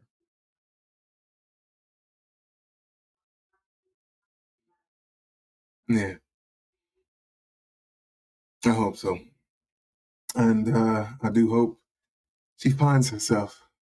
She didn't say where she was going, but I imagine when she comes back, all hell's going to break loose, if it hasn't already. Well, that is something to plan for another day. Certainly. So, is there anything I should know, like, other than, hey, you're a duke now, Lord? No? I don't think so. Okay. Good. Although if you're marrying Astrid, that will make you a lord at some point, I would assume. Oh, right. Suppose it will. Something to think about. Okay. Honestly, I can't give you any pointers because the textbook that I had was awful. I mean, truly terrible. you could do the opposite of what he did, I suppose. It's like a textbook in reverse. I think that might be the only way to go about it. Great. Is there like a Lord trainer? Somebody I could hire for that? I'm sure there's a tutor out there. Okay. I mean, if you want, I can hire one. We both, Happy to front some of the cash. Sounds good to me. This is the plan. So what are you going to do? I don't rightly know. I've been so distracted, just sort of making sure my businesses were established, and then I met someone and was like, I guess I'm gonna marry that one. I haven't really thought about the next step. Well, I think the most important thing that you need to focus on is a best person.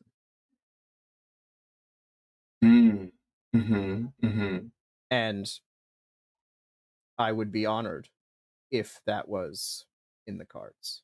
Oh, because you thought it was going to be someone else. Well, It was Abraham. going to be Common? Ooh, we love Carmen. No. Do we? Yes. Sure. Both of the Delosas are upstanding people. I've only met the one. I have met them both, but Damien at his worst. And even that, wasn't the worst. All right. Yeah, no, the best person is you, Fitz. Bro hug. Absolutely. Like Fitz is I think Fitz is one of those people who's always wanted to be in a wedding party but never had the opportunity. And so this is like his moment. Yes. He's got the toast all prepared. He's got all of the bachelor party things planned. Like, your boy is ready. And so incredible. Like, squish big, like maybe now that you're mortal, a little too strong. There's a hey. Just let you go. Sorry. Hey. So listen, word of warning. I am just a man now. So if Abigail were to shoot you again, I would die for sure. Yeah. Okay. Yeah. All right. Well,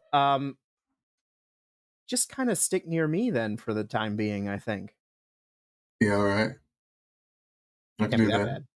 Okay. Oh, it'll be great. I enjoy your company.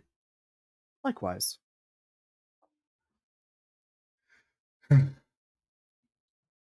Absolutely incredible. And I do think that is the moment that, Elise, you arrive on the doorstep. And I think as you have been making your way over, you have been thinking about the letter that you received. Yeah, a little bit. Elise has been, I don't think she has the letter on her coming over here, but she did get a letter a few days ago that has been anxiety. For some reasons, I could read it if you would like. Yes, please. So this was yet another letter delivered by Joe rather than by typical courier. Shortly after one which Elise had also sent out via Joe rather than courier. It is in a plain white envelope, which simply has Elise's name on it. Inside the paper is ice blue with snowy little trimmings on the edge, and it appears hastily written. And it reads, Elise, I'll admit I was disappointed to read your letter, learn that you find yourself unable in one way or another of acting true to your heart. Whether that changes your intentions to me is irrelevant. You deserve to act without fear of backlash from those who wish to pull on strings you may have. Nevertheless, I want to put some information at your feet I feel you deserve to know. The first is that my affections will not waver. Friend or otherwise, I would not allow a branching path between us to change that I still care for you. And should the stars see fit to align for us to reapproach one another as we walk, then it shall be a grand day indeed. I am not waiting, merely hoping. The second is that I intend to approach the Queen and Sovereign for aid. I am afraid tensions between the courts are at a high, and it is my court's fault. I intend to rectify this myself by staking claim to the throne and preventing what seems an all-out war. I am hoping my hand in freezing the poisoned pots at the castle that night will gain me some sway with Sovereign Micah's consideration of lending allyship to me. Before my arrival, I intend to gather with Mr. Deloso, Miss Donatelli, and Lady Carewood, as to provide them the same courtesy. The last is that this is a very dangerous undertaking. I do not know what will happen, and I would be remiss if I did not say my piece. You have been a saving grace this season as a friend and a fresh face. You exhibited kindness I had not seen in others yet this season, and I hope to be that kind in the following days. Should it come to be, for one reason or another, that I cannot see you anymore, please know what a good you have been to me, and know that I hope you receive all of the blessings and joy that you deserve. Best of luck, and best of affections, Octavia. And included in this little envelope is the other earring, the matching set to a pair that Elise had been gifted, I believe, that very first party. And so Elise has been ruminating on that for a number of reasons, mainly because interesting, she's going to go talk to the crown. Okay, cool. I'm not, worried about that whatsoever. That's fine. It's great. I didn't, I'm not anxious about that whatsoever. But so she's not really sure how to respond to that or if it is safe to do so. She doesn't know when this conversation is going to happen, if it has already happened. So she's just kind of, anxiously biding her time to hear, through the grapevine that something has happened.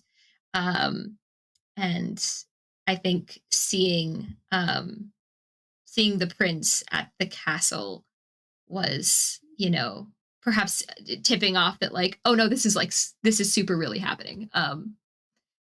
So that's kind of been on Elise's mind. She does not have her ears pierced, but she does have the 2 snowflakes pinned to her dress. The first one has occasionally been pinned to the dress before. And now there's just sort of a little set, just like on the sleeves, just hanging out, because she does want to wear them. But yeah, so that's what's on Elise's mind. Everything's fine, Bonamest. Super chilling good. Everything is fine. Everything is going so well, and I'm sure Fitz will have a normal reaction to those snowflake earrings that Elise is wearing. I'm sure that's going to be fine as Elise knocks on the door to the townhouse.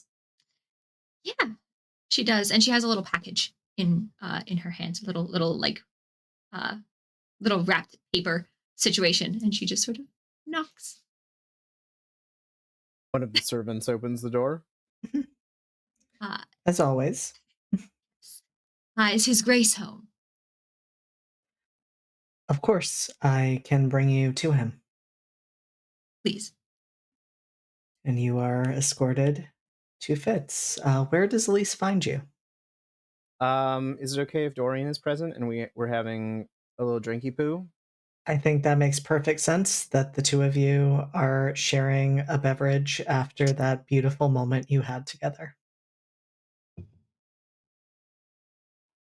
So I think when Elise is shown in, Fitz stands up. Oh, Elise does an over-exaggerated curtsy. 100%. Absolutely. One hand, like, very steadily holding the drink, and the other hand is quite a bit of showy, just your grace. Flourishes. Miss Clarendon. And I think at that point, Fitz clocks the snowflakes, and his face doesn't change. If anything, the eyebrows go up a little bit, but that's about it. Oh, Q, you're muted. Does the butt get tight? Because I'm looking at you from behind. Does the butt get tight? Yeah. Ah. That's how you know. Yes. That's not good. It's so soft, so quiet. He's Just like that you both have incredible hearing. Yeah. And also, again, he is reacquainting himself with his limits as a human man. So the 2 drinks that they've had, he's feeling a little bit. It's fine. Oh yeah, at least clocks him just like, oh, Mr. Black. Just again, exaggerated bow. He's Not to be like rude, but of course, he will stand and doff the hat that he's not wearing. Lovely to see you again. Thank you for separating the 2 of us in the basement. Think nothing of it.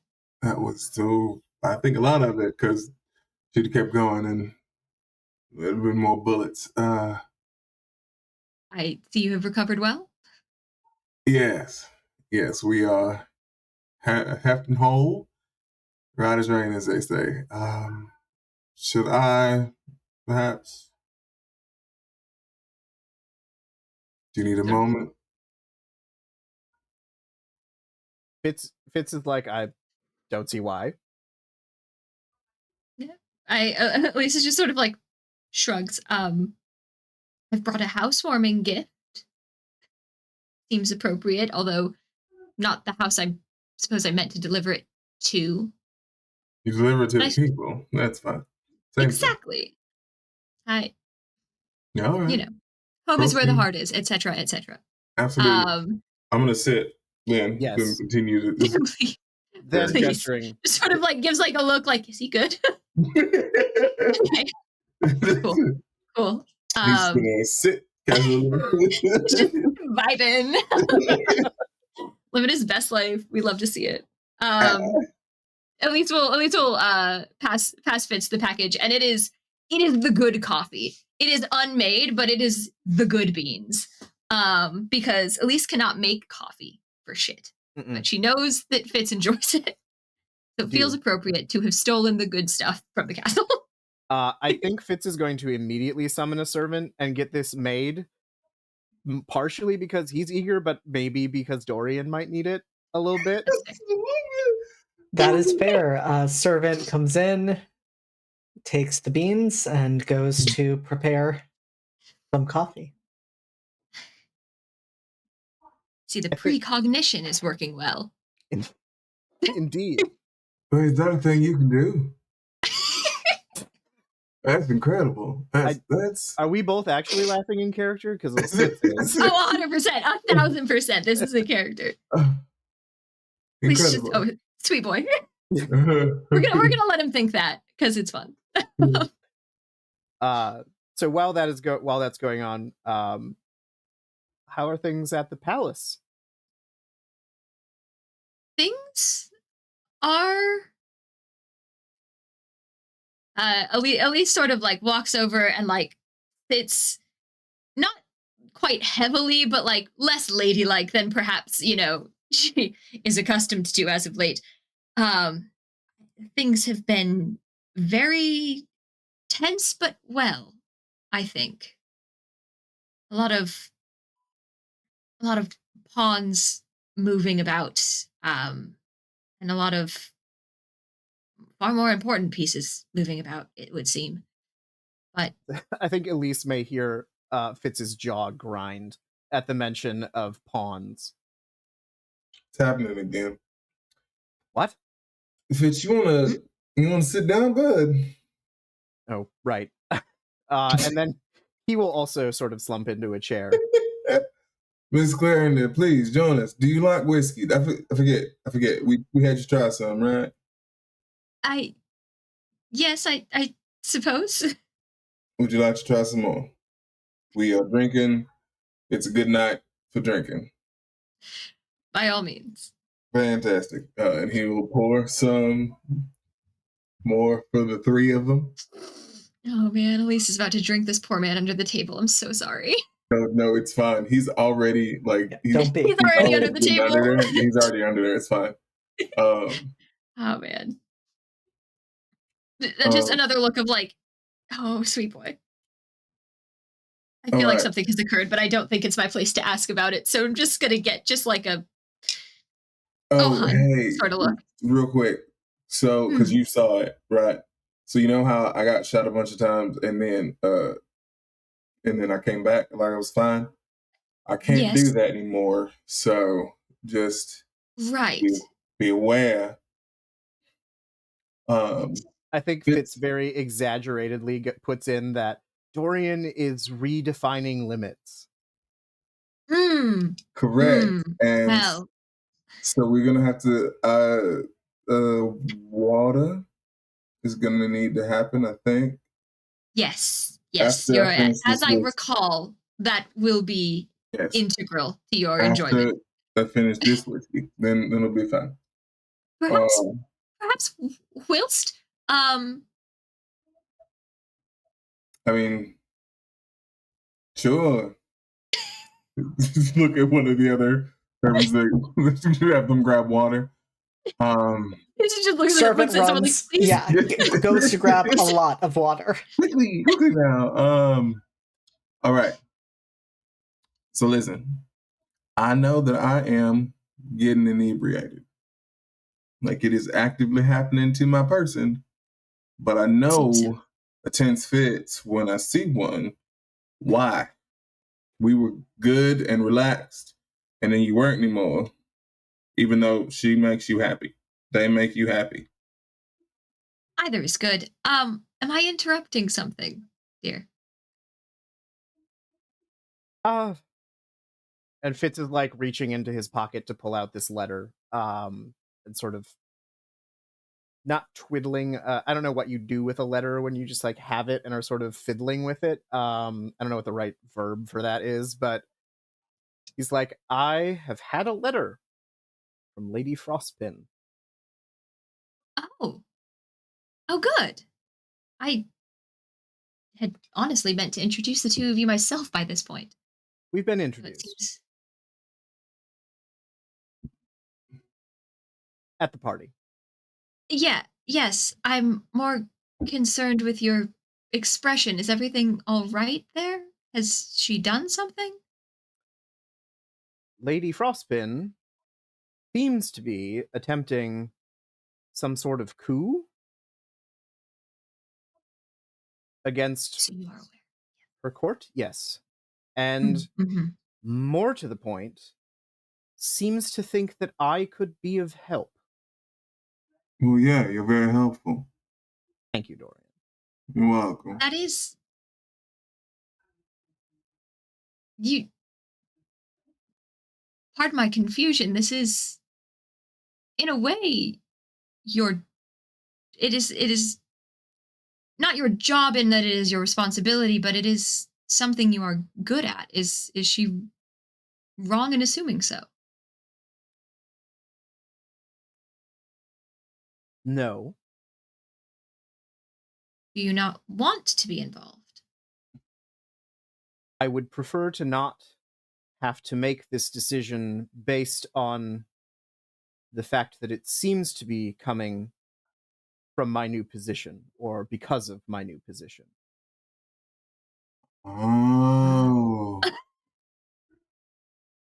I think Elise makes the face, Dorian makes the noise. Like right. Together, it is one human reaction. There is one full reaction. Yeah. And I think this is also the moment where the servant comes in with water.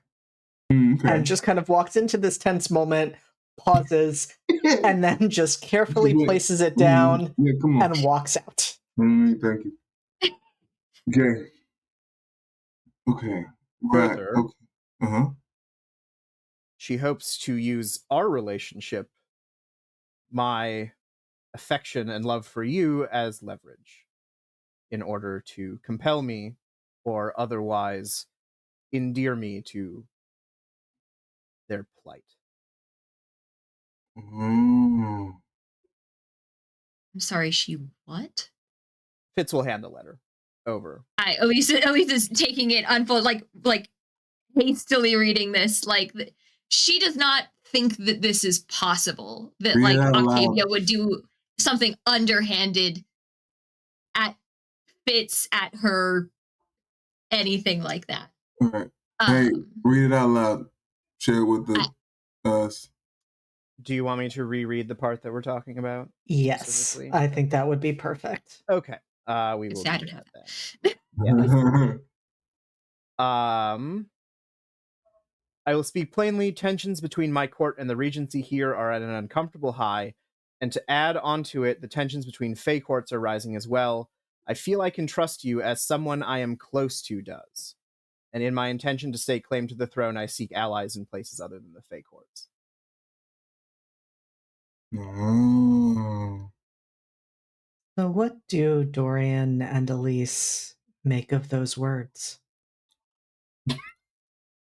So, drunk Dorian is just like, well, we could just shoot her. I think Fitz is like, problem solved. I don't think that's on the table. I don't think that's on the table, Dorian. Dorian, Right. water. Oh, right. And he'll drink some water. With the all due utmost care and respect, water, please. Okay. Well, and yeah, he's gonna drink water. Just sippy. Oh, I remember. So, I mean, if you look at it, when you're making moves like she's making, that's a statement you say, right? She's trying to establish kinship. Like there's a commonality that she's trying to establish. So it's not just like, hey, you're a guy. Would you come fight for me? It's like, hey, you are a well trusted and known associate of someone I give a fuck about. So I don't would think you think help Elise's me? judgment is in question here. All right. No. What is in question for me is that I've met Octavia. We have interacted. They could have simply prevailed on that. That was good enough for me. Didn't need to bring Elise into it. Okay. All right. Hear me out, though. Is this perhaps you being overprotective and sometimes oversensitive about her?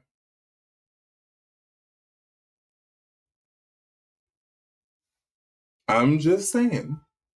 At least I'm it's just making gonna a jump in face to like say thank I you for the wasn't gonna follow. say it. Thank you for the follow. Appreciate it. I'm not saying that you're wrong for feeling the way that you feel, because it does sort of seem like, hey, out of the blue, hey, now that you're important, would you help me fight? But also, it's a, hey, you're important to someone that I also value. Would you help me fight? I feel like there was a balancing act that she failed to execute properly.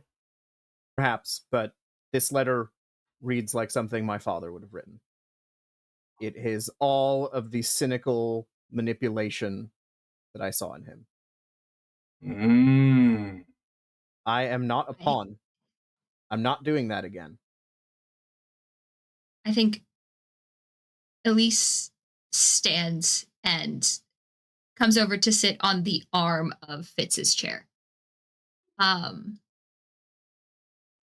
I cannot believe that she is asking you to be her pawn. I granted, I can agree that the timing is a bit auspicious for a number of reasons, but this has been no normal season. I don't imagine there would have been a good time for a request like this to come. And I think while compromised as he is, Dorian makes a good point. What do you mean compromised? I I think she means you're Drink your intoxicated. drink your water. Yeah, no, absolutely. I- However, it doesn't mean that I don't make sense. That's what I'm saying. Oh, right. Sure. He's back to the whiskey. The Just water- like under a breath, just like, oh, sweet boy. the water's drunk. He's back to the whiskey. Don't even worry about it. Has he never drunk as a mortal before? I think it's probably been some time. Right. We shall have to work on that. I don't mean to pull into question any of your feelings. I think you're right to feel them, and I think that this would have been an impossible ask to receive after the events that have occurred, regardless of timing, of your position, of your shared friendships et al. With myself. Yes, but it seems the letter arrived specifically because of those events. I think you have found yourself in a position of power that none of us were expecting. And I think while you are right to be wary, given everything that has happened, I cannot imagine that Octavia would ask something like this. I cannot imagine that Octavia would make a demand of this. And I would like to be, while not an impartial set of eyes, a different perspective. Do you want me to talk to her? Or would you like to talk to her? Well, I think the point is that, at least you're right, there are no demands here.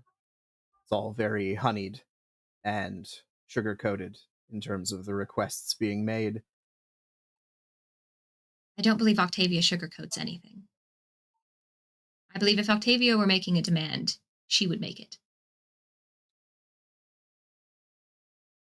Fair no enough. one can make you a pawn again, Fitz. Right. I think Because if they that do, I'll shoot is them. the point. Also, that, yes, there will be many people in your corner if anyone were to try, Octavia included. If I genuinely believed that she were trying anything untoward, she would have hell to pay. You know that, right? I don't do that anymore. Sorry, poor choice of words, I suppose.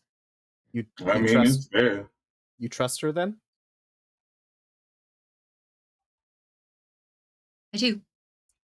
Okay. Trust but verify. Speak to her.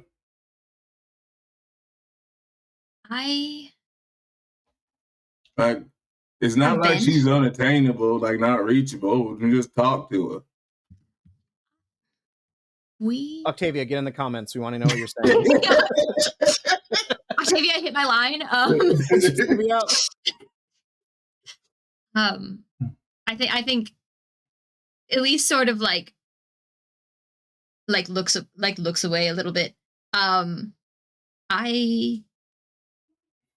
have been talking to her. I was aware of maybe not her request to you, but of her intent to seek allyship with our court. And I will say, Elise, you have actually heard that that meeting happened. I heard anything about it.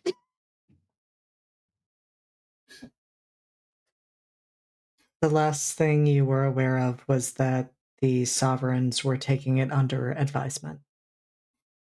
You know that's their favorite phrase. Yep. Mm-hmm. They're just like little, just like flame behind the eyes every time they hear that.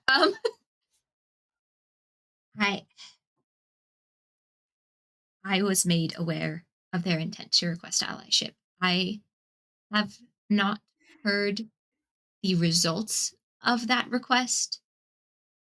And while I do intend to speak to Octavia, and if you wish me to speak to her about this specifically, I will, but for her own safety and potentially the safety of the court, depending on what they agree to, I don't think it's a good idea for the two of us specifically to be seen together, given the tensions that have, to my knowledge, yet to be resolved.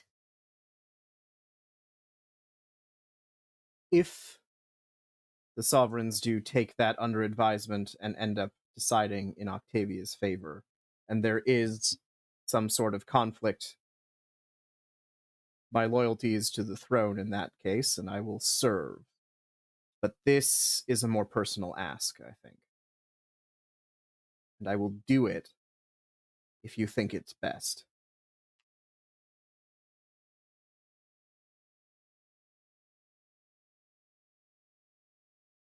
I am not your keeper. No, but I I will trust your advise. advice. And I will advise. But I will not make decisions on your behalf, especially ones of this much import. If you want to involve yourself, that is a decision that you need to make. I have already stated that I would do what I can. And that is my decision to make. And while I am happy to take your advice, we do not need to be in the business of making decisions for each other. That is not the relationship I would like to have. I agree. Still, if your course is set, I will follow that star as my own navigation. And he sort of snaps his fingers for one of the servants. It's like, could you bring me a pen and paper? I have a letter to write to Lady Frostpin. And the servant goes to retrieve that. Another servant does come in with the coffee you had requested earlier. It had taken a bit to prepare, but here it is. Immediately Yeah. hands one to Dorian. Careful, it will be Two hot. to Dorian. I know what coffee is. Yes, but Your human tongue, though. I got it. It is very warm, right here. I can feel it. yeah, it does that. That is Roll for tongue concerning. burns? Are you being careful, Dorian? Being careful. Okay. Being careful. I'm gonna wait on that for just a minute. So a coup with the winter court. Hey, I mean, listen. can you fault me? I am around royal servants all day. Yeah, you live in the castle. Yeah. Yeah, no, I get it. Yes. Right. So I guess just let me know when it's time to fight, because I guess I'll be doing that. I don't technically have an affiliation anymore. You also don't have unlimited bullet wounds anymore. Do you? Again, not. Pardon my casualness. Were you trained to fight in a mortal body, or your defense game Mr. Black? My defense game. Well, I'm tough, like just sort of naturally, So there's that. Okay. I'm not supernatural tough per se. He is a very good shot. Yes, that part. Like that's He's just also natural. an excellent target. Not if you can't see me. Hiding, I'm good at. Had to do that for a very long time. Perhaps I shall take you up on that. If it is a coup we shall have, we must spar, yes? Fitz is writing down about getting Dorian like a cushy army position. Just like something behind the lines that doesn't involve fighting, hopefully. And that is the moment that there is just a pounding on the front door. Are we expecting? I was not. Not that like that. No. I think Fitz is going to get up and go to the foyer. I'm going to follow. I'm going to peek out a window. I trust nothing and no one. And so, Elise, looking out the window, you can't see much because the figure standing there has their hood up. But when you open the door, Fitz, you recognize the face of Jo. Although you do not recognize her eyes being that blood red color that they currently are. I think Fitz will sort of cautiously invite Jo in. Are you looking for Elise? I am looking for, and she pauses, kind of looking at you, then looking beyond you at Dorian, then looking at Elise off to the side, and kind of breathes a sigh of relief, and says, "Actually, I was looking for all of you, so it is good that you are all here." What can we do for you? I didn't do it. Everything all right? I know you didn't do it. No. I don't know how to say this, so I'm just going to say it. Something that has never happened has just happened. 2 prisoners have escaped. Your sister has escaped, along with Isaac Connolly. Oh, I see. Y'all didn't deal with the Conleys, did you? Darling, where do you keep the weapons? Yeah, Fitz is already like, bring me my hunting coat. Yes, to the... I'm gonna go get my jacket.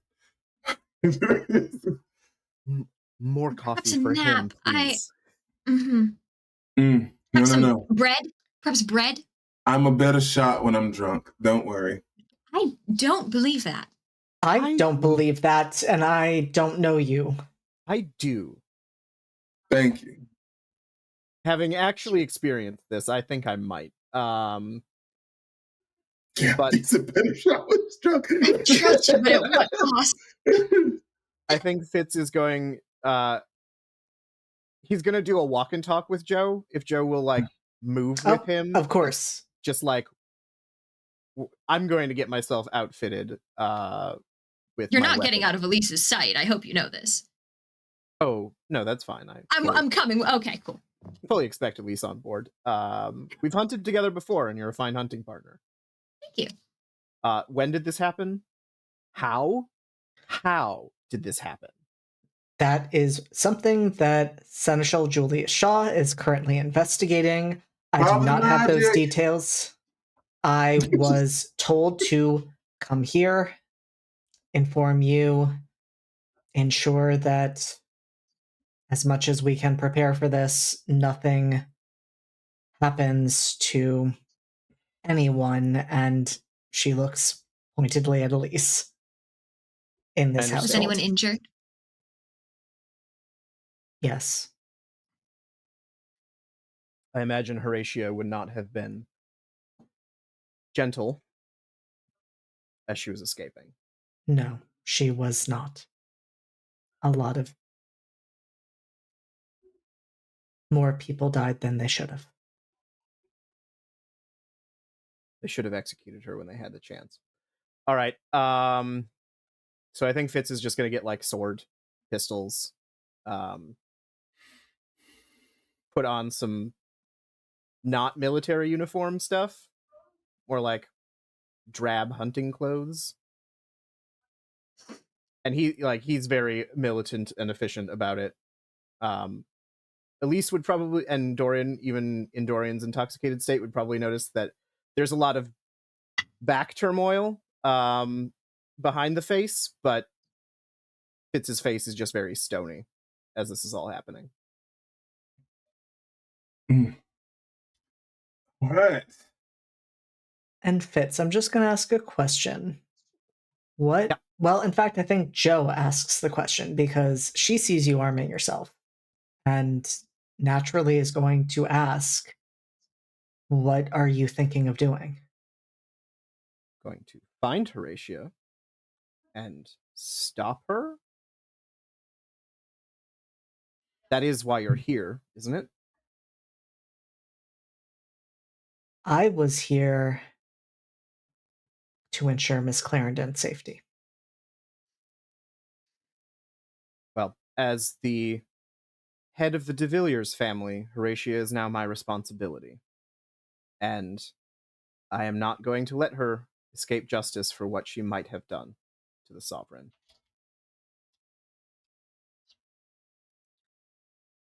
Understood.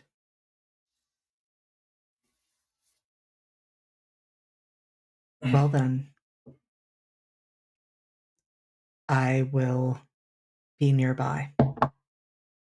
Good. Does the palace want us, or are you here specifically as a bodyguard? I am here specifically. And she pauses. I am here specifically as a bodyguard. He does not look pleased at that, but it's fine. Have you ever fought a werewolf before? Yes. Good. The fact that you're here means something. There's just a flick, and Dorian is changing the bullets. Just a concerned side eye. All right. So we're going up against a werewolf. No, yes, a werewolf and a bunch of infernalists. At least one. Is that what their deal is? Oh yeah. Well, then. Oh, it's real fun. Okay, so I can't say it. I promised I wouldn't. Fifth. The Connollys are working for Father Ashley Donovan. Isn't that crazy? It's so wild. Yeah. They were the ones behind Reynard's murder and the attack on the Sovereign and my sister's actions. Oh. Along with my father. Oh. Yeah. Well, then. The actual I think also the Delosos. Oh yeah. Yeah. Well. But he... So I had one of the knives, one of the ritual knives. I'm fairly certain the way they've been doing this is the Lord and Lady have been puppeting individuals. So we do not kill Isaac, is what I'm hearing. Oh, we'll see. I haven't decided yet. I would prefer not to. But whatever happens, happens. However, if you see him doing things with his hands, you stop him. A broken hand doesn't kill him, probably. All right. I think Fitz's plan is to get to the palace or wherever Horatio is being held and do some nasal hunting. Investigating? Oh. Yeah, some sniffing, if we're going to be crass. Sniffing about? I think that is very fair, and Some olfactory reconnaissance. Yes, that is exactly what we're doing. Got you, babe. incredible. Love the wording. Horrible, but amazing. Yes. We love to see it. Mhm. So you are able to get closer to the palace than you would have been able to with Joe by your side, since she is able to. Obviously, security has been significantly beefed up in response to this. And you really actually don't have to get that close to the palace for you to catch the scent. Okay. You know where it's heading, Fitz. It's heading to the De Villiers estate. Of course it is. Yeah, honestly, I was just gonna say that. I should have said that. I'd have been so good at guessing. I'd won the guessing game. I'm still gonna give you half a point for it. Shoulder pad. Oh, All right. Then I think I'll go find Douglas and other horses, and we will go back home again. I'm grabbing Sycamore. Yeah. Yeah, Of course you are. You'd better. Once more with feeling. Once more with course. feeling. Absolutely. If You it is a know- trap, the best thing you can do about a trap is spring the trap. Yep. Horatia is smart, but she's also desperate, and I don't know that she's thinking too far ahead. We'll see. We'll see. Do we go by the Church of the Sun at any point? You do. Sweet. I'm gonna stop in there for a minute. I'll meet you there. I'll be right behind you. Are you good to ride? Yeah. Horse mostly just rides himself. I He just just don't looks tell at him what Fitz to do. like, It is a Fey horse, Yeah. so I think Sycamore's got it. Yeah, Sycamore's Okay. fine. right. Yeah. I'm gonna go into the church. What are you looking Hey. for there? Hey, son, it's me again. It's worse now. It's worse now. All right.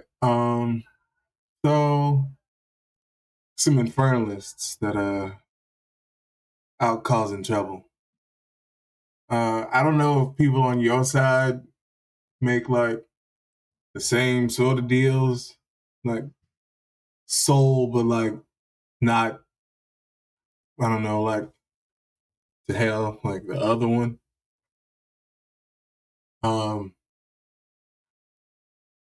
They've caused a lot of hurt, a lot of pain for people. So if you got like a blessing, you just kind of got like hanging around, that'd be nice. Like some holy water or something. I hear that works.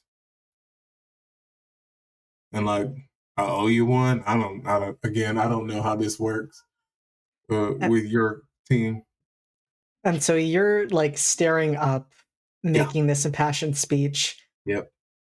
And you just hear a voice from the side say, "The holy water's in the basin. You can take some." Oh, hey, Paul. Hey there, man. How's it going? Okay. Holy water, man. Are you okay? Oh, yeah, no, I'm just a little drunk. Don't worry. Does Don't holy water worry. cause soberification? Oh, hold on. He has a flask. He's gonna finish the flask, and he's gonna use it to get holy water. Right. Okay. And Father Paul just watches this happen and just accepts that this is something that is happening and says, Absolutely. I hope you are able to put it to good use. As am I. Do you think if I put it on a bullet that it'll work, or do I need to like throw it at the person? I think you can certainly try. I will. I will certainly do that. I'm sorry, is Father Paul a DM? Right. Yes, Right. that's Okay. actually what his character sheet says. DM is one of the skills. Gotcha. It's his move. Okay. All right. Father Paul? Is that what you do to say goodbye? Or I just say I'll just say goodbye. You have a good evening. I'm gonna go rescue or kill some people in the name of the sun. We're Ah! we're gonna have to talk about this. We're No words. Peace be with you. And also with you. You're getting it. Nice. All right, Sycamore, let's go. Just hops up and rides out. All right, so for the two of you who have gone on ahead, Fitz, you are of course following the scent, and it doesn't surprise you. I mean, you know exactly where it's leading once you see what direction it's going in. What surprises you is, as you've rightly pointed out, Horatia is not gentle. She is not careful. And I think as you approach the estate, you're bracing yourself for what you might be finding there. Because any servants that she came across would have been fair game. Any guards patrolling, you're not expecting to see them alive. But the place looks untouched. The guards are in position. There is no call of alarm.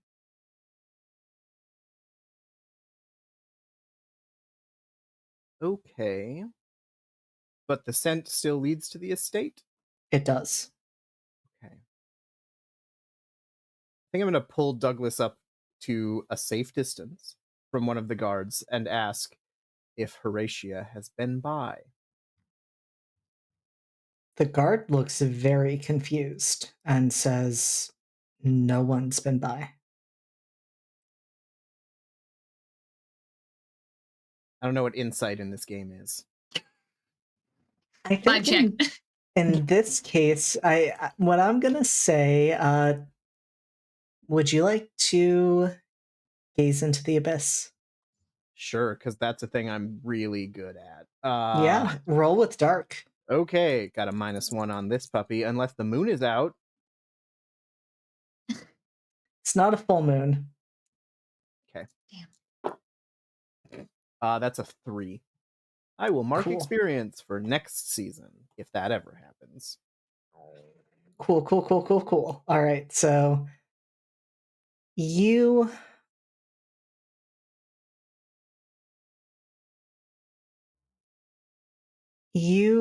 lean into that part of yourself that lets you see what is usually unseen. And that feels like the right thing to do because your sister is so slippery and is not going to use human means of navigating the situation, especially when she has a witch on standby.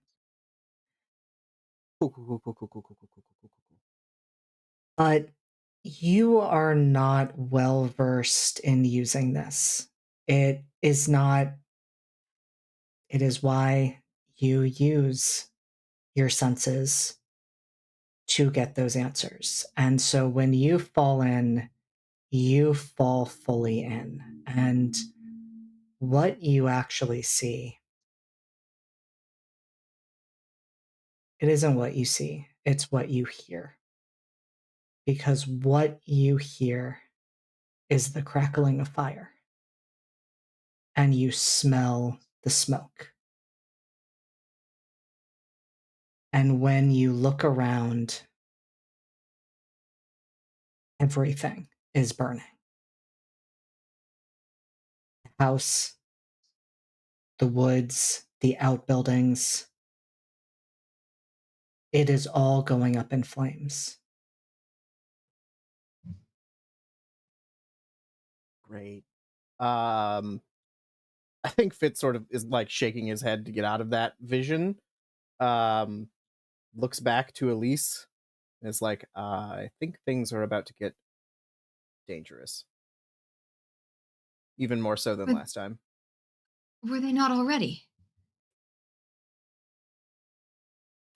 I think Horatia is about to do something very rash. And then I will go. Like, sorry to cut you off, but like Fitz is in mode. Yeah, I think Elise was like halfway to asking, what do you need of me? And then he runs and they run. And do you run inside? I'm following the tracks or the trail, so wherever it goes, I will go. I'm following Fitz. And so with that, Fitz, you make it inside your family's home. And again, it's unnerving, especially with what you just saw, because the servants are there, they're checking in with you, asking what you need, offering to take your coat, like all of the usual things, walking away as soon as you indicate for them to do so. But nobody looks alarmed in the way that they should if your nose is telling you the truth, which is that Horatia walked directly, it seems like, right towards the library.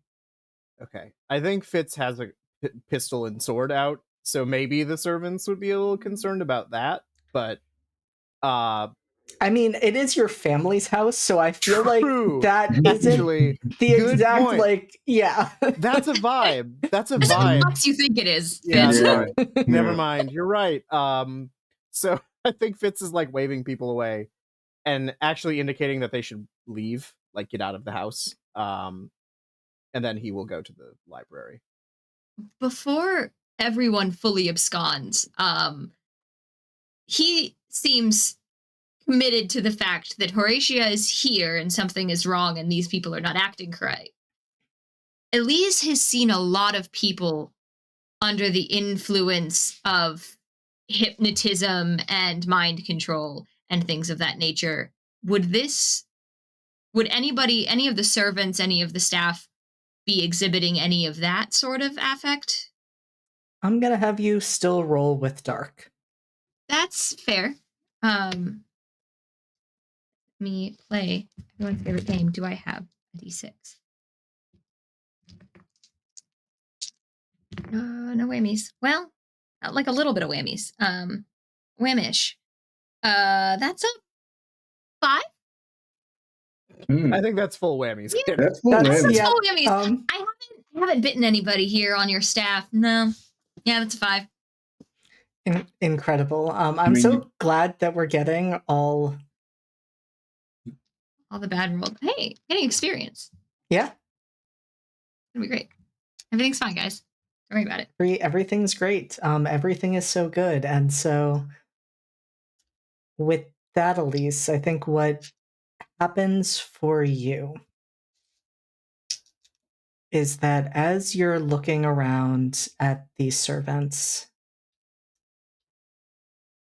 you've been doing a good job trying to cope with what you and Fitz did that night, and the fact that this was not a situation Elise had ever been in before or imagined that they would find themselves in. And you're looking around, and the faces of the servants start to look like the de Villiers family members that you helped Fitz kill. And right now, in the place that you are in, you can imagine doing that, but you're not in your darkest self. You're not feeling that level of rage. And it isn't that you regret what you did, because as you rightly explained to Micah, you made a choice and you would make it again. But all you can see is the blood. And all you can taste is the blood. and you can't gauge if anything else might be going on here. You're too lost in that memory.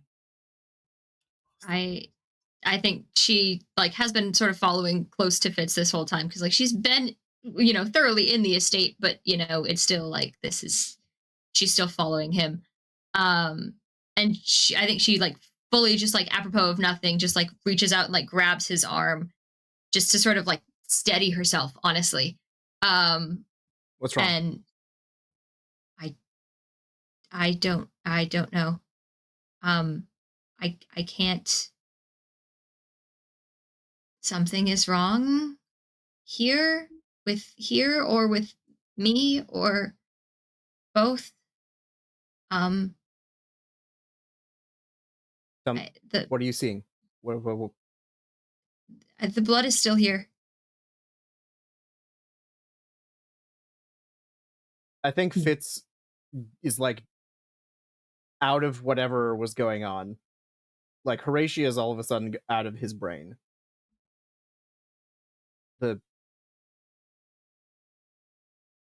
You can still see the blood? I can taste it, Fitz.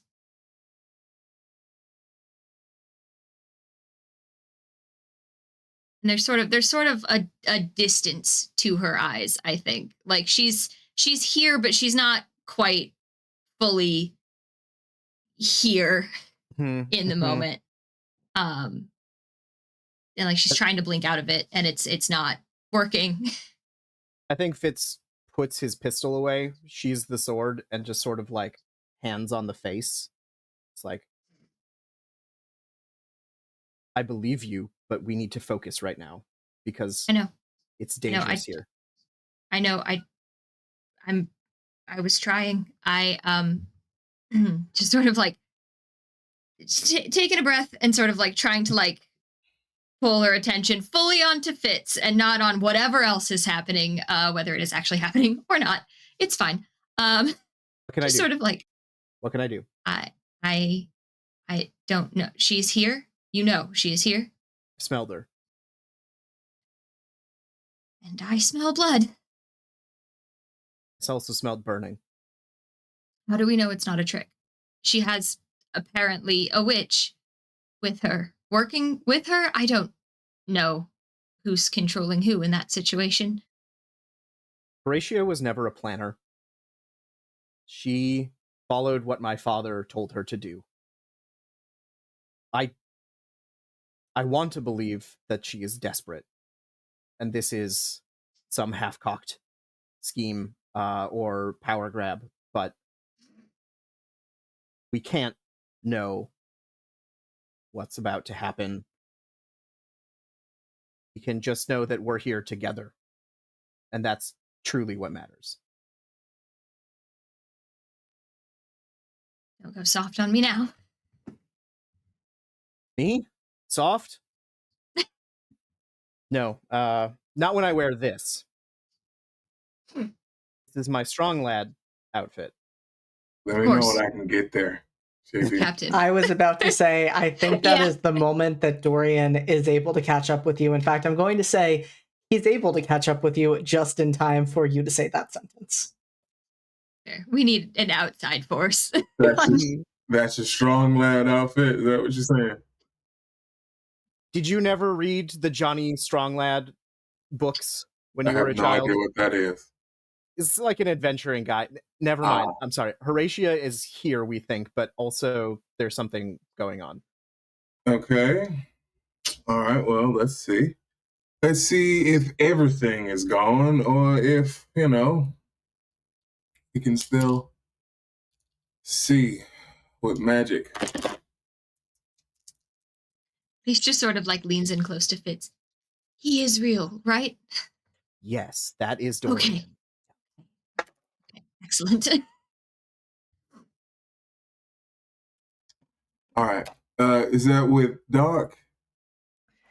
It is. Dorian, I am going to knock that down to a 1, not a 2. How dare you? How dare you? You went to song first twice today. That's fine. That's only an 11. Okay. Got him. Finally, the brain cell has arrived. What are you looking for, Dorian? Story. I want to see if the Connolly magic is about, because I've seen it. I don't have the fancy olfactory, enhancers like these two. But I got peepers.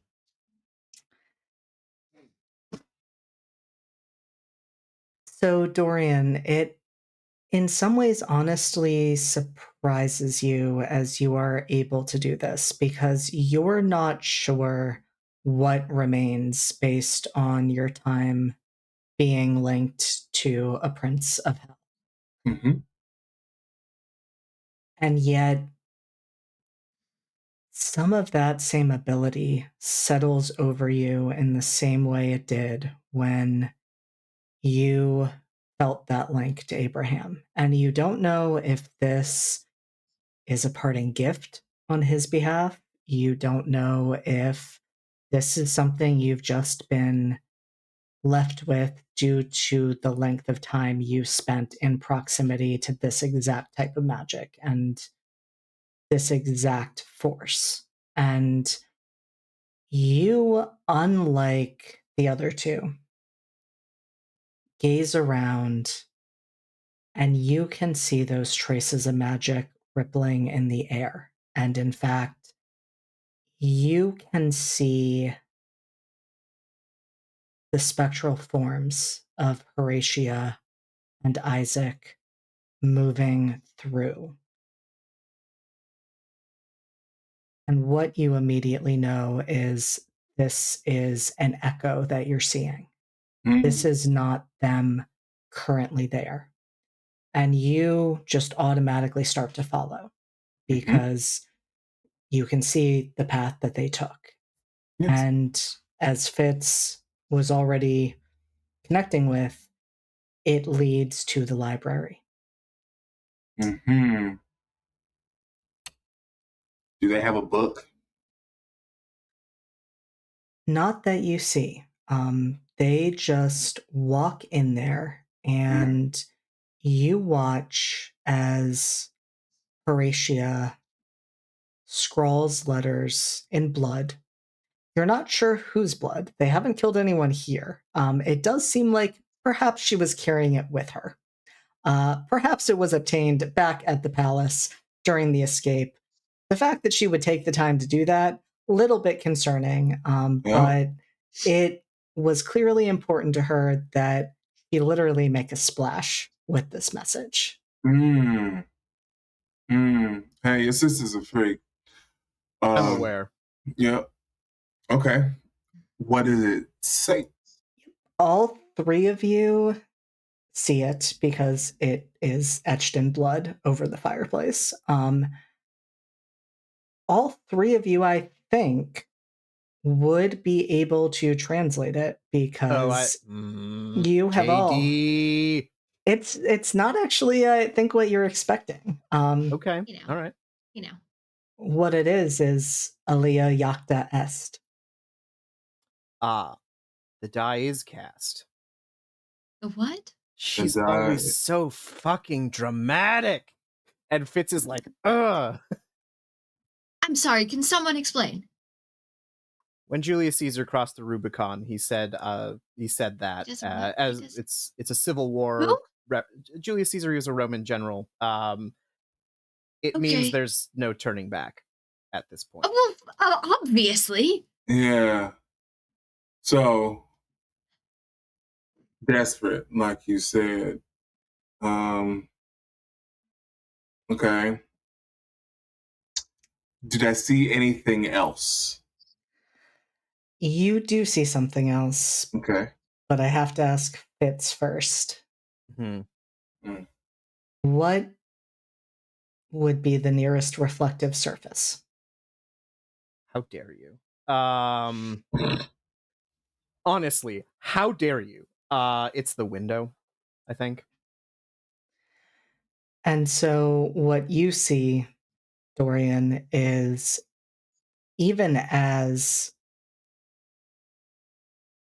Horatia is scrawling these words, Isaac has gone over to that window and is using fairly familiar sigils to you to create a passage. You're not sure where to, but you see the two of them go directly through and disappear. Okay.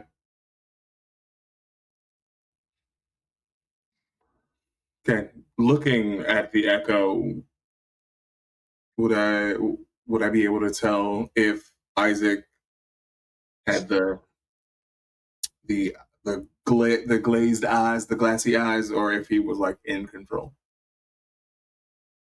With an 11, he was not in control. All right, don't kill Isaac.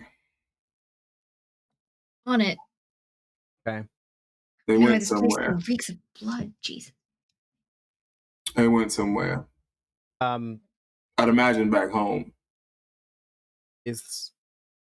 Are you still able to replicate that? I can try. I'll try. I think Fitz at that point also has like a handkerchief out that has like handed Just it to like not Elise. even doesn't even look. Just like, Yeah. oh, does it? Do you have to draw to do that? I mean, did he draw in blood? He did. I'm going to say, as Maybe in you the hallway. approach to replicate what you saw, you know it's not going to have the same power that it did. This is where that connection to the infernal and the fact that that has been severed for you ends. And so what I will say, though, based on all of your experience, the one thing you are thinking, I think, in this moment, Dorian, is I can't replicate it to follow them, but I can also stop them from being able to use this as a return door. And so you are thinking, this is not something to do in blood. This is something to do with the holy water you just got. And that if you can basically cross those sigils out, they can't then use this to come back through. I will happily just fingers, cross them out. Spring cleaning all the windows. Yes. Fits. Is Dorian able to determine where they went? He is not. I was not. But I have a guess. What's your guess? He wasn't in control, which means they probably took their pawn and took it back home. To the Connolly estate? More than likely. But they never do direct, because that leads directly back to them.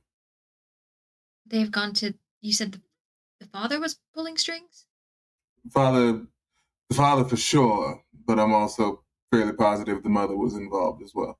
No, I mean, I'm the priest. You mentioned a priest. Yes. I mean, could be going to the church. I think at the mention of the church, Fitz has an idea. And goes over to the window, and I would like to tug on the string that Abraham has on me. Okay. And I gave you. I'm so sorry. I love you. It's all right. And see if I can pull him here into the window to talk to. Sorry, what? Interesting. Roll to manipulate an NPC. Okay. Fascinating. That's a 9.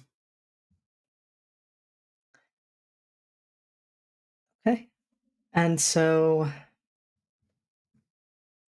Abraham does not appear in the glass, but you can feel that presence, and you hear his voice in your head sounding very not pleased, say, this is not the way that this works. I ask you to do things. You do not ask me to do things. in normal circumstances, yes, but I did save your daughter. And I punished almost everyone who was responsible for it. But there is one left, and I need to know where she is. And I thought you, of all people, might be able to help.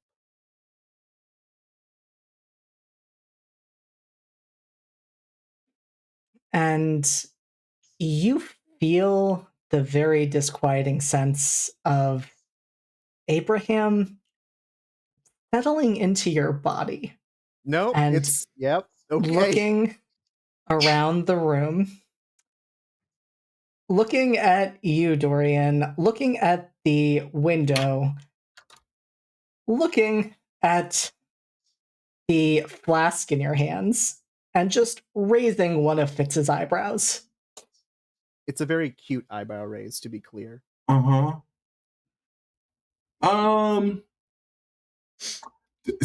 Does it feel familiar?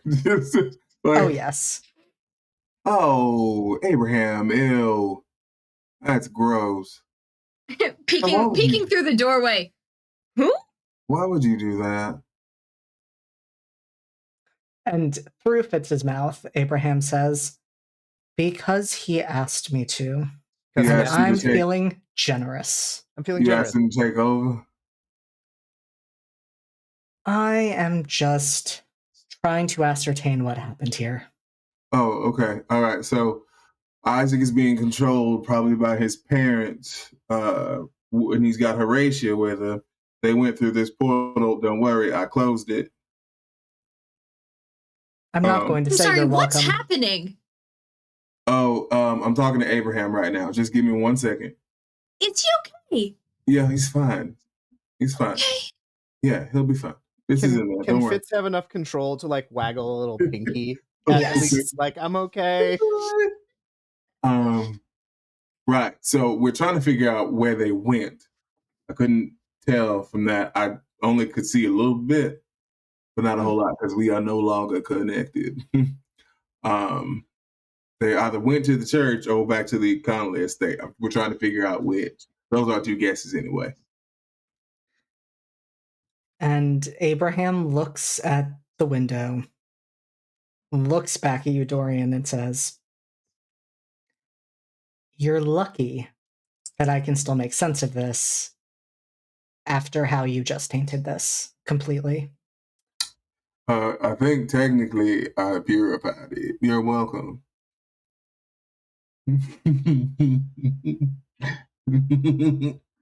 Hey, you're currently riding my friend, so you're going to get the sass, sir. Once again, he asked me to. I obliged.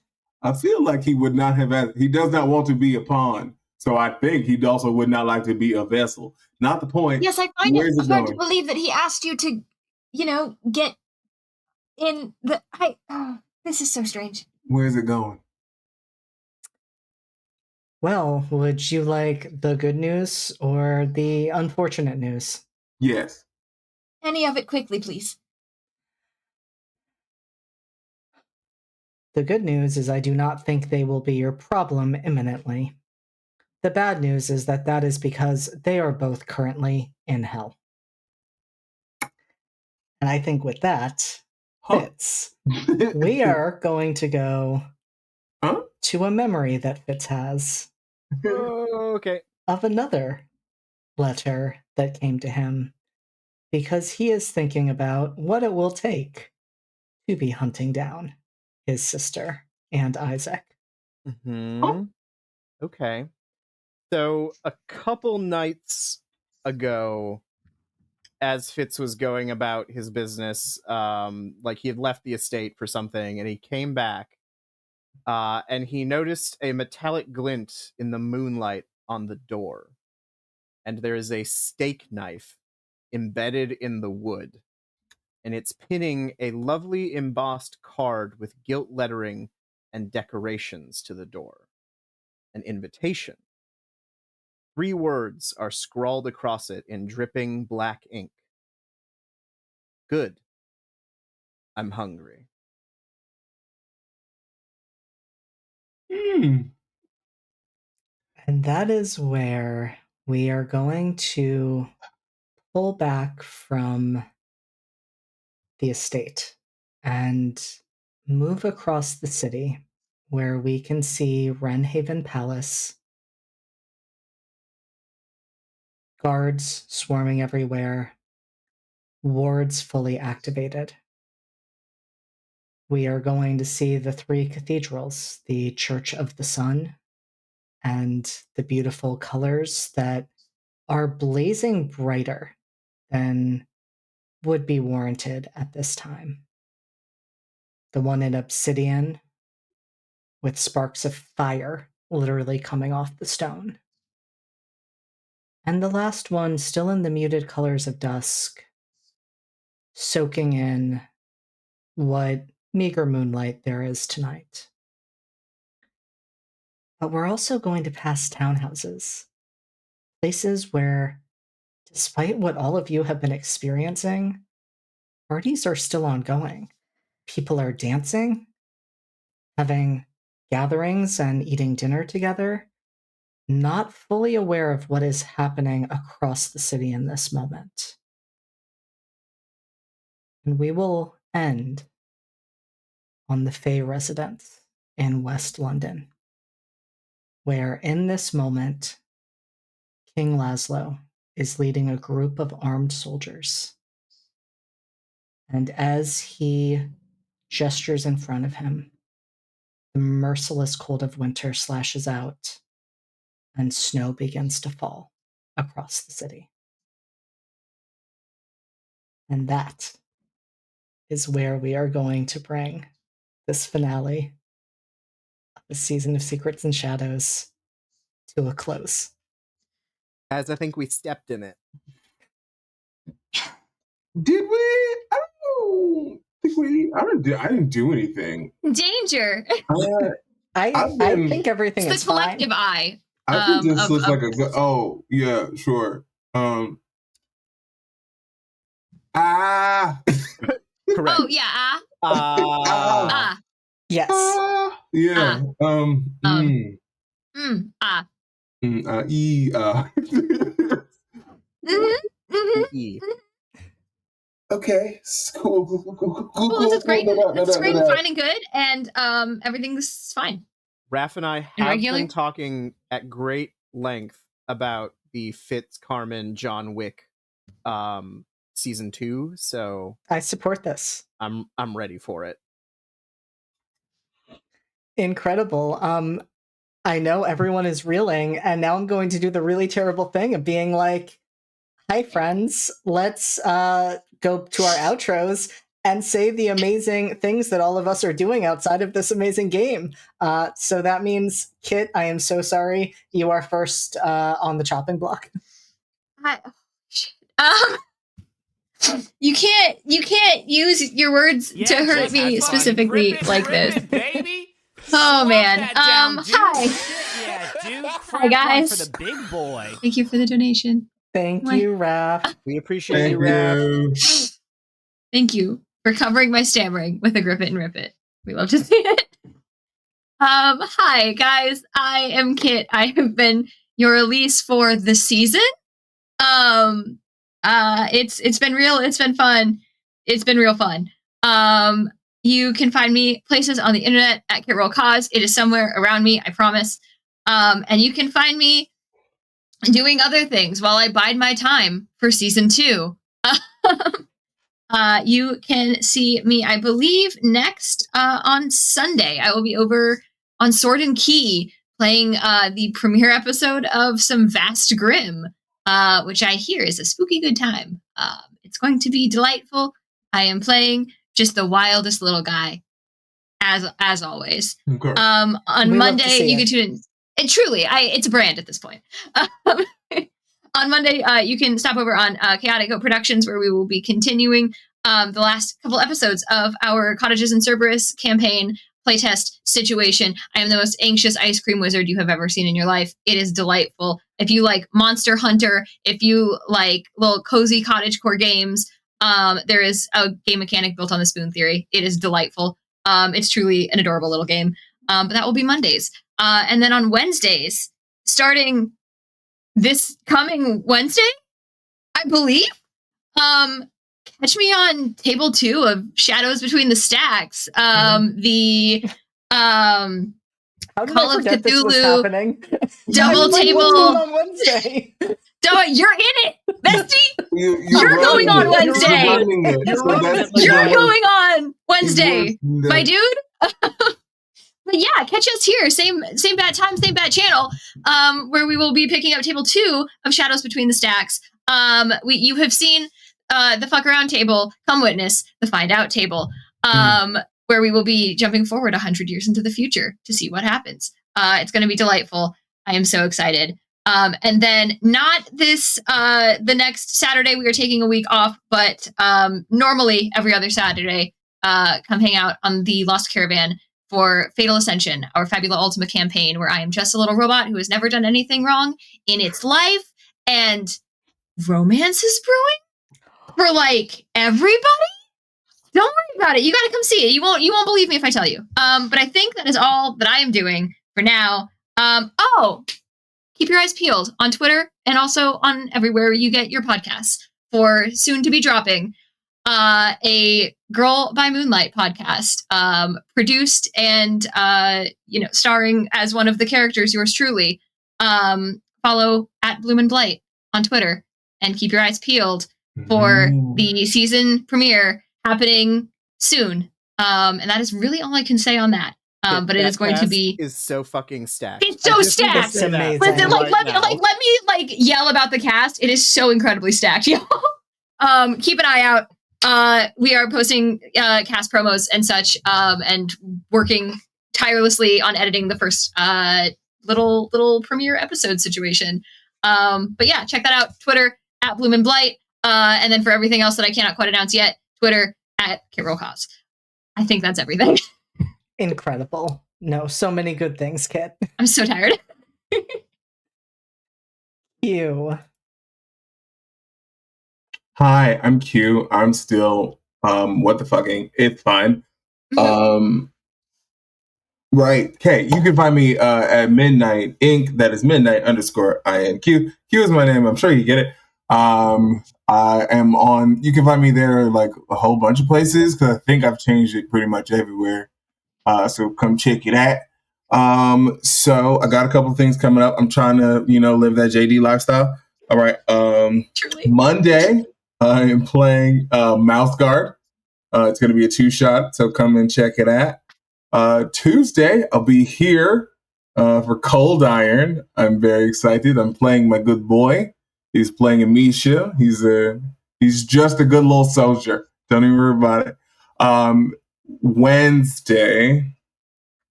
Am I doing anything Wednesday? No, I'm free Wednesday. I'll probably be here watching, the second table because, we got to find out what we fucked around with. You know what I mean? Simply must. But Thursday, I'll be here for Redacted.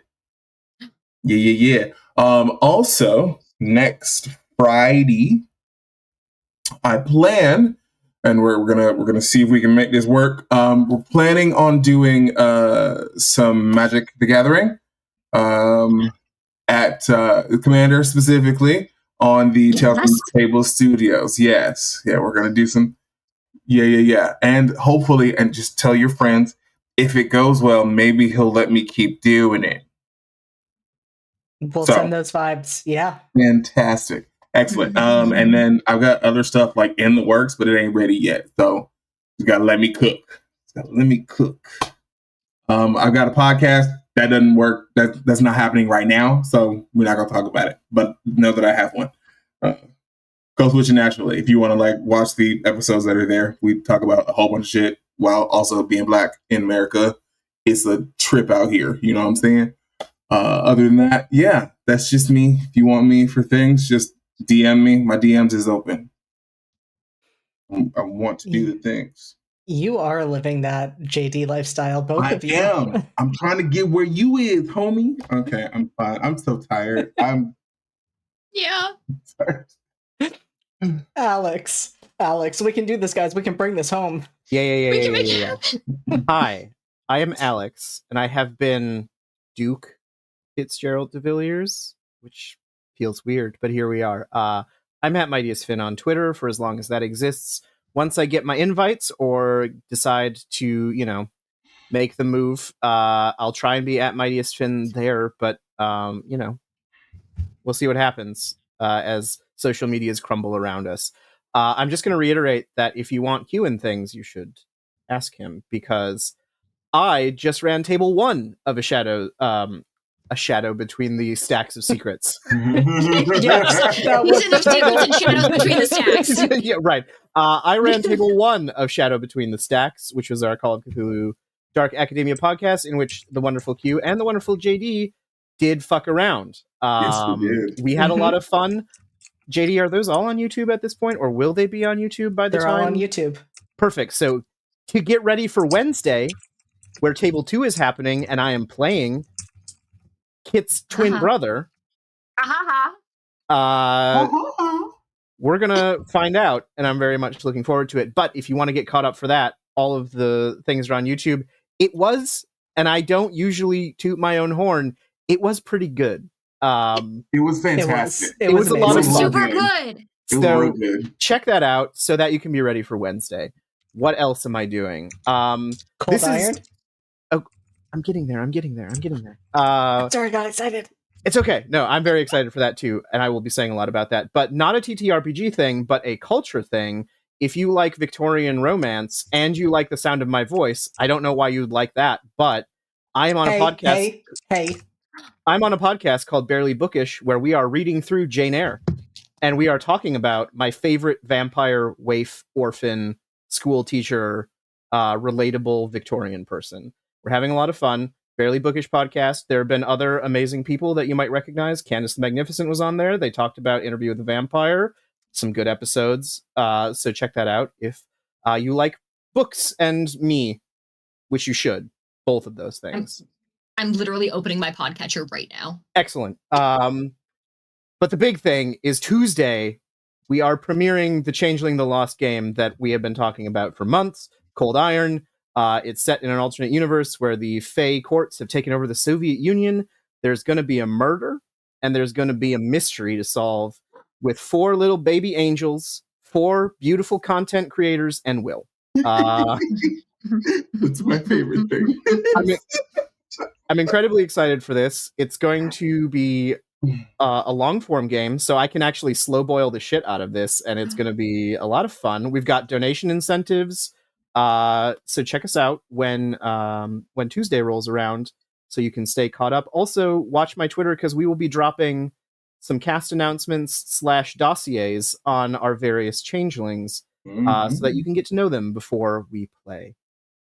I have other things going on, but I've taken up a lot of time. So check me on Twitter, as long as that's around, for some other announcements. I've got some things at Crossroads Games. We're doing some other stuff for LFTA. That's a big secret, but it's going to be a lot of fun. Looking at you, Raph. And that's it for now. So. Incredible. Fuck, that means it's me. Okay, It I is. can do this. You got I can this. take this home. It's fine. All right. Hi, I am JD. I have been the storyteller for this game, and it has been an absolutely beautiful and incredible experience. If you liked what you saw here, you can see me doing a lot of other things with LFTA and other places in this coming week. Yeah, I know, Cass. Yes, I know. All right, tomorrow you can find me over with the Lost Caravan. We are having our season finale of Nova, and we will see what happens afterwards. Hoop is saying a lot of scary things about what we might be doing and whether we might be alive and what that might mean for our characters. It's fine. I command dead people, so I'm sure it'll be okay. We're good. Speaking of dead people, for Sunday... This is where I'm at, guys. I'm going to decompensate during this. Academy H is going to be doing our podcast recording, and I will be playing my Bone Magic Boy. Monday, I will be with Tales from the Table Studios, SCP, A Crumbling Foundation. Tuesday, I will be playing in Cold Iron as one of those sweet baby angels / content creators. It's Yes. fine. Mm-hmm. Wednesday, I will be running Table 2 of Shadows Between the Stacks. And then Thursday, I will be running Redacted. So we're getting back-to-back horror that I get to put my players through, and I love it. And then I will have one final game by Kingdom Come, which is our Urban Shadows theocracy dystopian monster game with a bunch of teenagers in way over their head. And that will be Friday. And then I will have a break. Everyone. You can also catch me in other things, but we won't worry about that right now. A lot of them can be found. Fingers left. What do you mean? Okay, you know We're what? scientists. The only other thing I have to disclose, I think, is Class Reunion. And a game that I actually can't announce yet, but I am joining an ongoing campaign, and I am playing a boy who goes by the name of Ghost. And you will get to find out more about that in August when we actually get to announce casting for that series. I'm very excited. I am very in awe of the table I am joining, and it will be a good time. My boy is a bard block who does a whole lot of death magic with the violin, so it is a good time. Life. Bone and death magic. It just keeps happening. I have a theme. It is my brand. It is my theme. It is my aesthetic, and I stick to it. And you know what? We love that for you, truly. And I think I disclosed everything I had to. I'm pretty sure. 99.9%. Yes, Kit. Bonum est. And speaking of that, I'm getting my Bonum est tattoo tomorrow, so that's going to be a good time as well. Hell yeah. All right, it is late. We have all been through a lot. We are all very tired. And so, chat, you have been amazing. Cast, you have been nothing short of, I don't even have the words. Everything that you all brought to the table, and I'm talking, of course, to the three of you, are missing fourth member in Amber and Table 1. This game would not have been what it was without all 8 of you and what you created and how absolutely feral you were from the first second. So I love you all. Thank you for allowing me to have this experience. Thank you for running this for us. Yeah, thank you. This was a joy and a delight. Thank you And for letting us bully you into more. I would have had no one else run this for me, so thank you so much. Truly. And the cat is already out of the bag. We have a season 2. Yeah, we do. We do. If you enjoy celebration, it's a party this time. It is a party. Nothing bad will happen. There will be no Rammies. We will actually be back. Beach episode? There will be a beach episode. Will run it. Yes. Sweet. Yes. I'm sorry. I had to suffer through it twice, so you have to suffer through it once. Nope. Fuck me up, fam. I'm so ready. I'm down. Let's go. Let's fucking do it. But More yes, drunk Dorian? we will be back. Yeah, no, it'll be great, especially as we figure out your new playbook. That's going to be the really exciting part. Several characters will be rejoining season 2 with different playbooks. Oh, man. So we do also need to talk about the combined vampire werewolf playbook that we're going to make. Of course. What's that supposed to mean, babe? Don't worry about it. I think they did that in the Underworld. I didn't go well. Yeah, but we're cooler than Underworld. Oh, okay. All right. Sorry. I'm sure there's a game mechanic for it. I'm sure. Sure. If there's not, we'll make one. You know what? I am always open to doing that. So come back for whatever feral chaos is going to happen when I give these players 2 whole months to not be in the game and they have time to think and plan and plot. Yeah. Don't let us think, because it's going to be bad. Be fun. Yeah, you're welcome. Be nice. All right, everyone. Ready to say goodnight to our lovely chat? Yes. Never. Yes. Good night, lovely chat. Good night, lovely chat. I'm going to see if I can find someone to raid, so stick around if you're able, and come back on Sunday for the next time we will be live with LFTA and all of the other cool stuff that's happening between now and then. We love you. Have a good night.